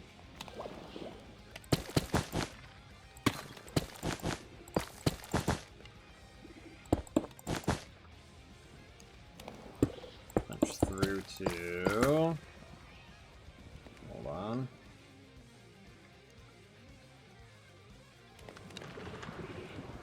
Oh, this one, which is where the end is.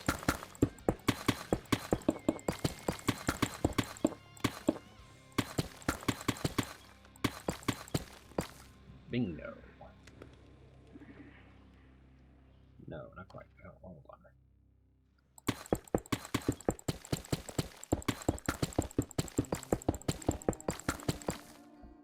Nope, no lyrics. Sorry, not allowed.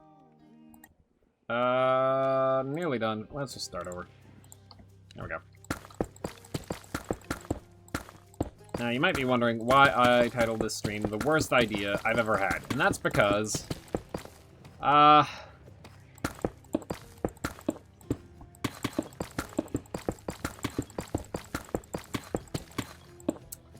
because with everything that I've put on my plate, I still can't stop myself from coming up with more ideas. And the worst idea I could ever have is something that'll make me think about another enormous project while I'm still trying to figure out what I've got going on outside of that.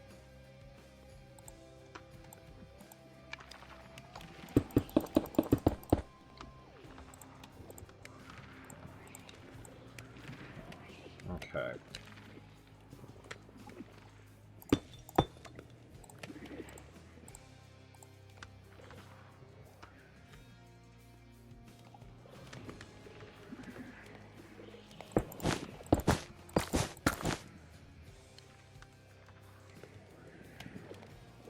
Okay, so on a typical run,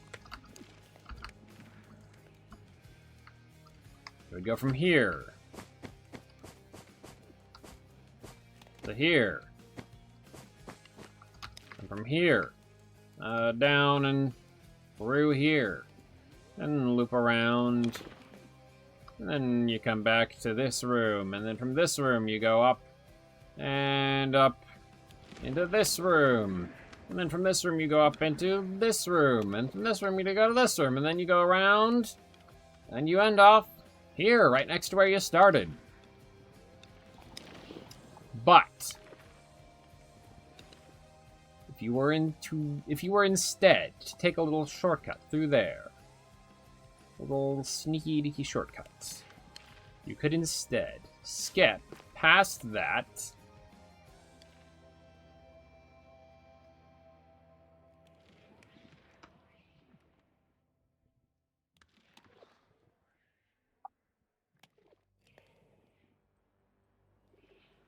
skipping all of this. That would be a lot of backtracking.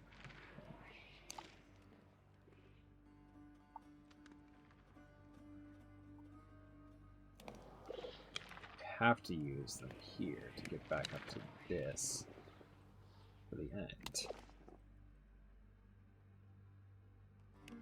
So no, this is close to the end. But you'd have to use them here in order to get back onto the previous track. But maybe backtracking involves fewer obstacles. Come through here, come through here. You're doing this backwards. Then you get to here.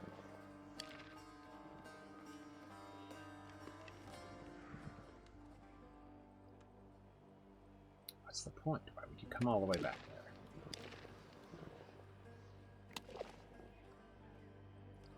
Maybe this should just be a way to...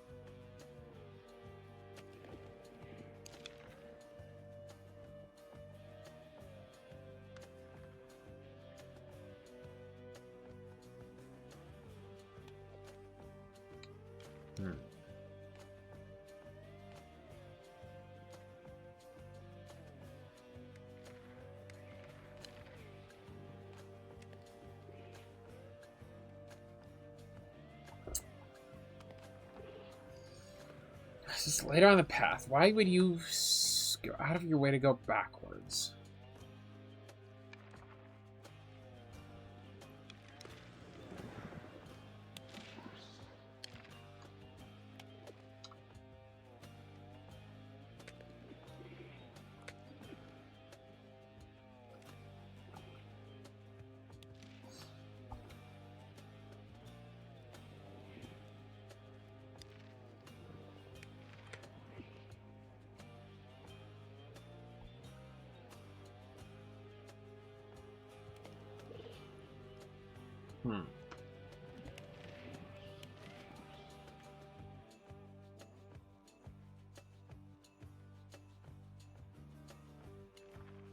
I've got to figure that out, I think. I'm close to something. I might just need to pull out a pen and paper and figure out how to get from this. Because I like the idea of crossing over here above where you are going to go later. But I need to figure out why you would go above and not skip straight down there at the first available opportunity.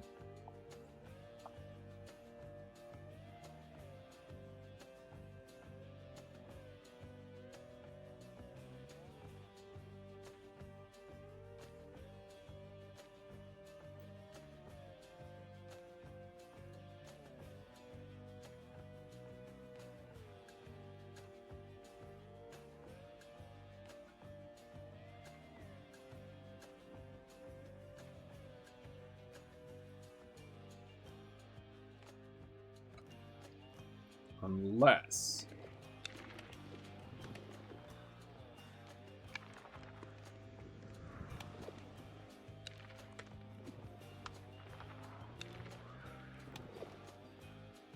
No, if he fell down prematurely, you could have just cleared this room beforehand. So it can't just be to come back and clear this room.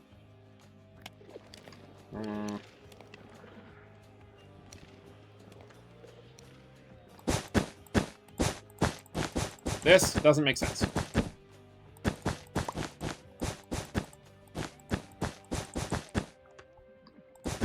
I need to rethink this.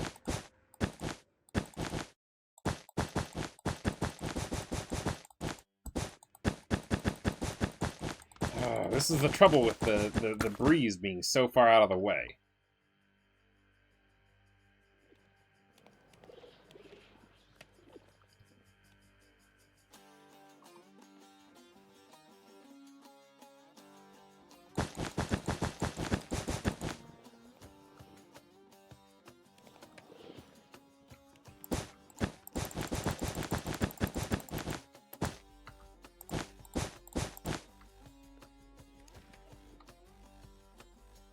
Maybe this is the split path. You could go down and get the wind charges before you ever get to here.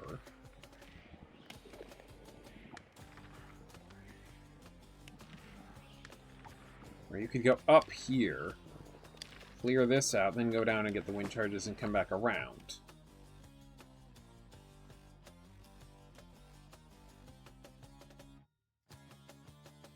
What if that's it? What if it's just a loop?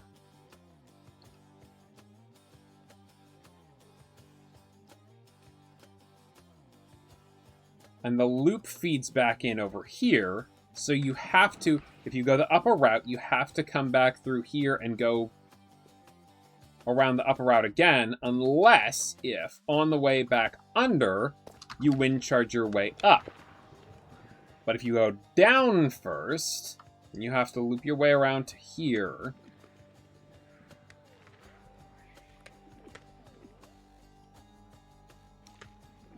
Why would going down be the slower path compared to going up, and then around, and then wind charging your way back up? Going underneath would be the slower path because...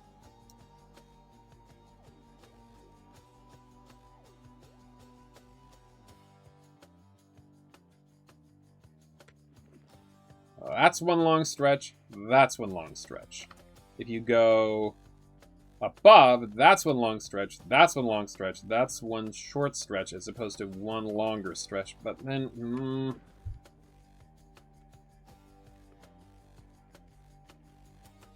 12, and then jump up. But, go down. Oh, I thought you were above. The waterfall.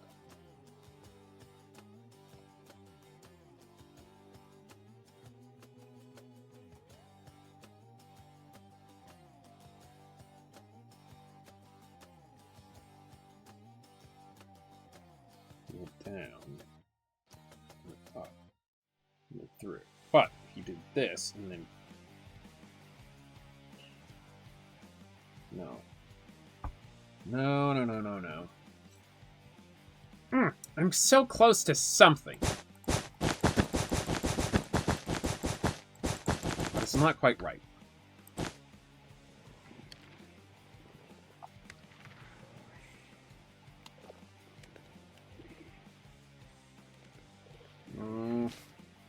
I'll put some more thought into it off camera, I guess. Sorry, folks, but I think that'll be it for me for tonight. I do want to discuss briefly the other idea I had. And it was really stupid. Because now I can't get it out of my head.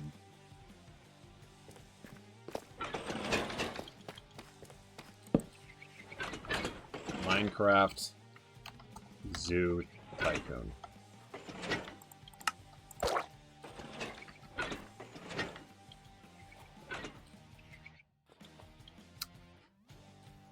I'd have to build it in creative in order to get all of the effects that I'd want.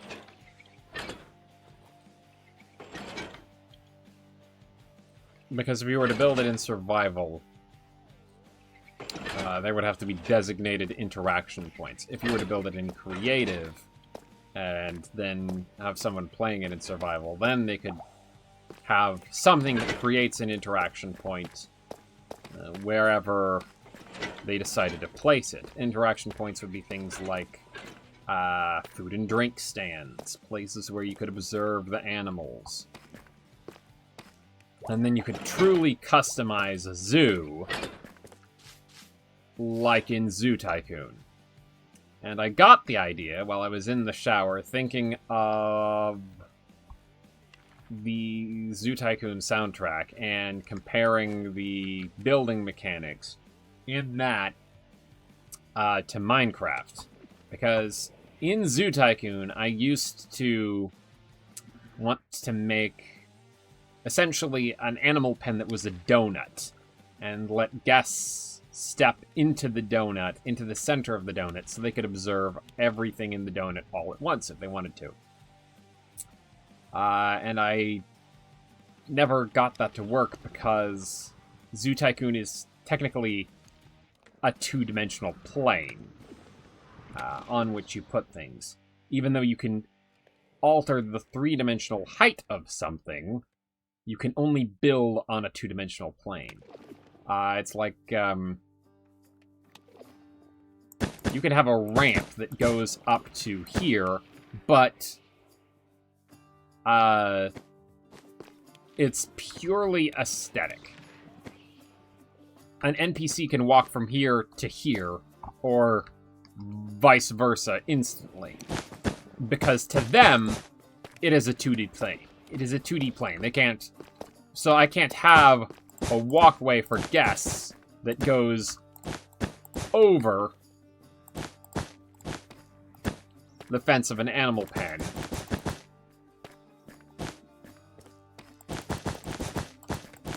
To somewhere inside. I couldn't do that, and that was a limitation of... That was a limitation of the program that upset me, and it really stuck with me. But that is something that you could do in Minecraft very easily. So I got to thinking, what if you had Zoo Tycoon, but it was as customizable as... And I only played the first Zoo Tycoon, to be fair. It's quite possible, and I think actually something they actually did. I think it's something that you are still not frozen. I wonder if you can even oxidize into the final state like that. I guess we'll find out eventually.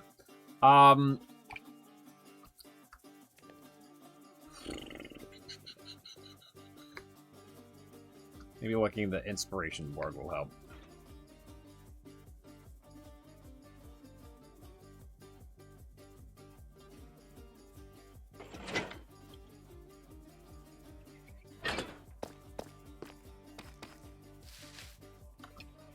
How much is speed really going to help here, unless you have a branching path off of it?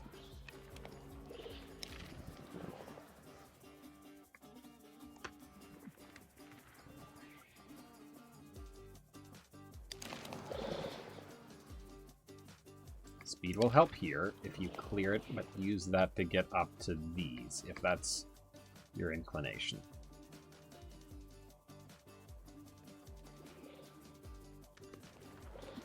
Speed will help here if you use it to choose to go that way, or choose to take a longer route underneath.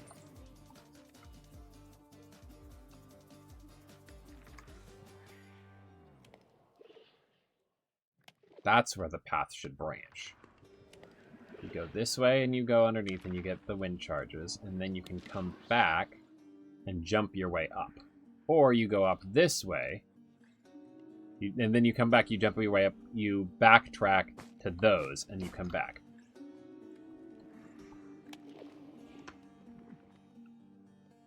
That would essentially be a shortcut because instead of going the long way around the outside,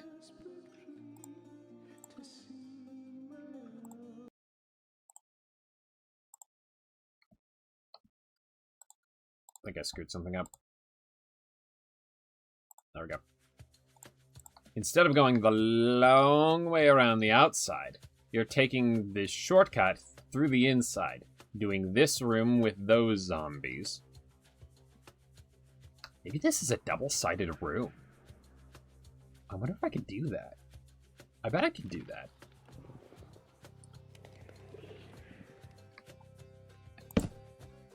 Double-sided room.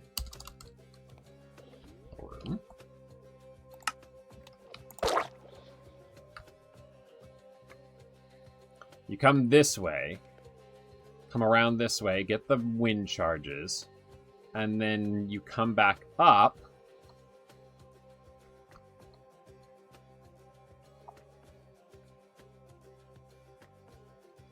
To here.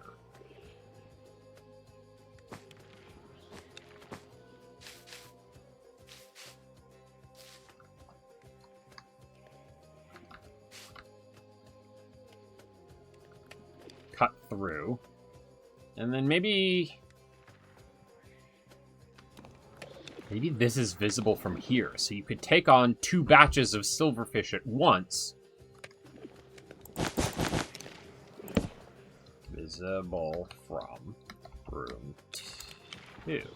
So you could take on more silverfish at once.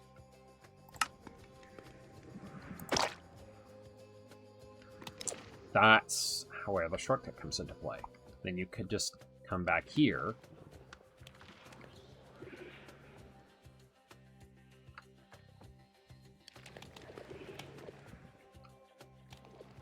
Hold on.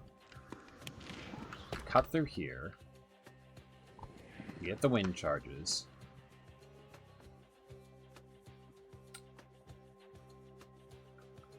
And then you go up from here. You jump up from here onto here.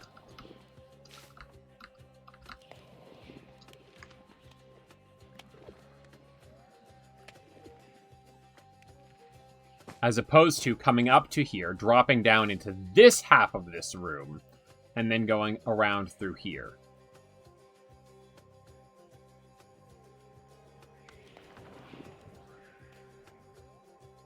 And looping back into the staircase.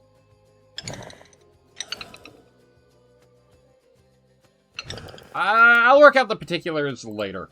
Anyway, the point is, I came up with a whole way to make Zoo Tycoon in Minecraft, and there's no way that I have the time to work on that now. So, it's the worst idea of all time. Not because it's bad conceptually, but because it has wormed its way into my brain with the worst timing. Anyway. Good night, folks. Thanks for watching.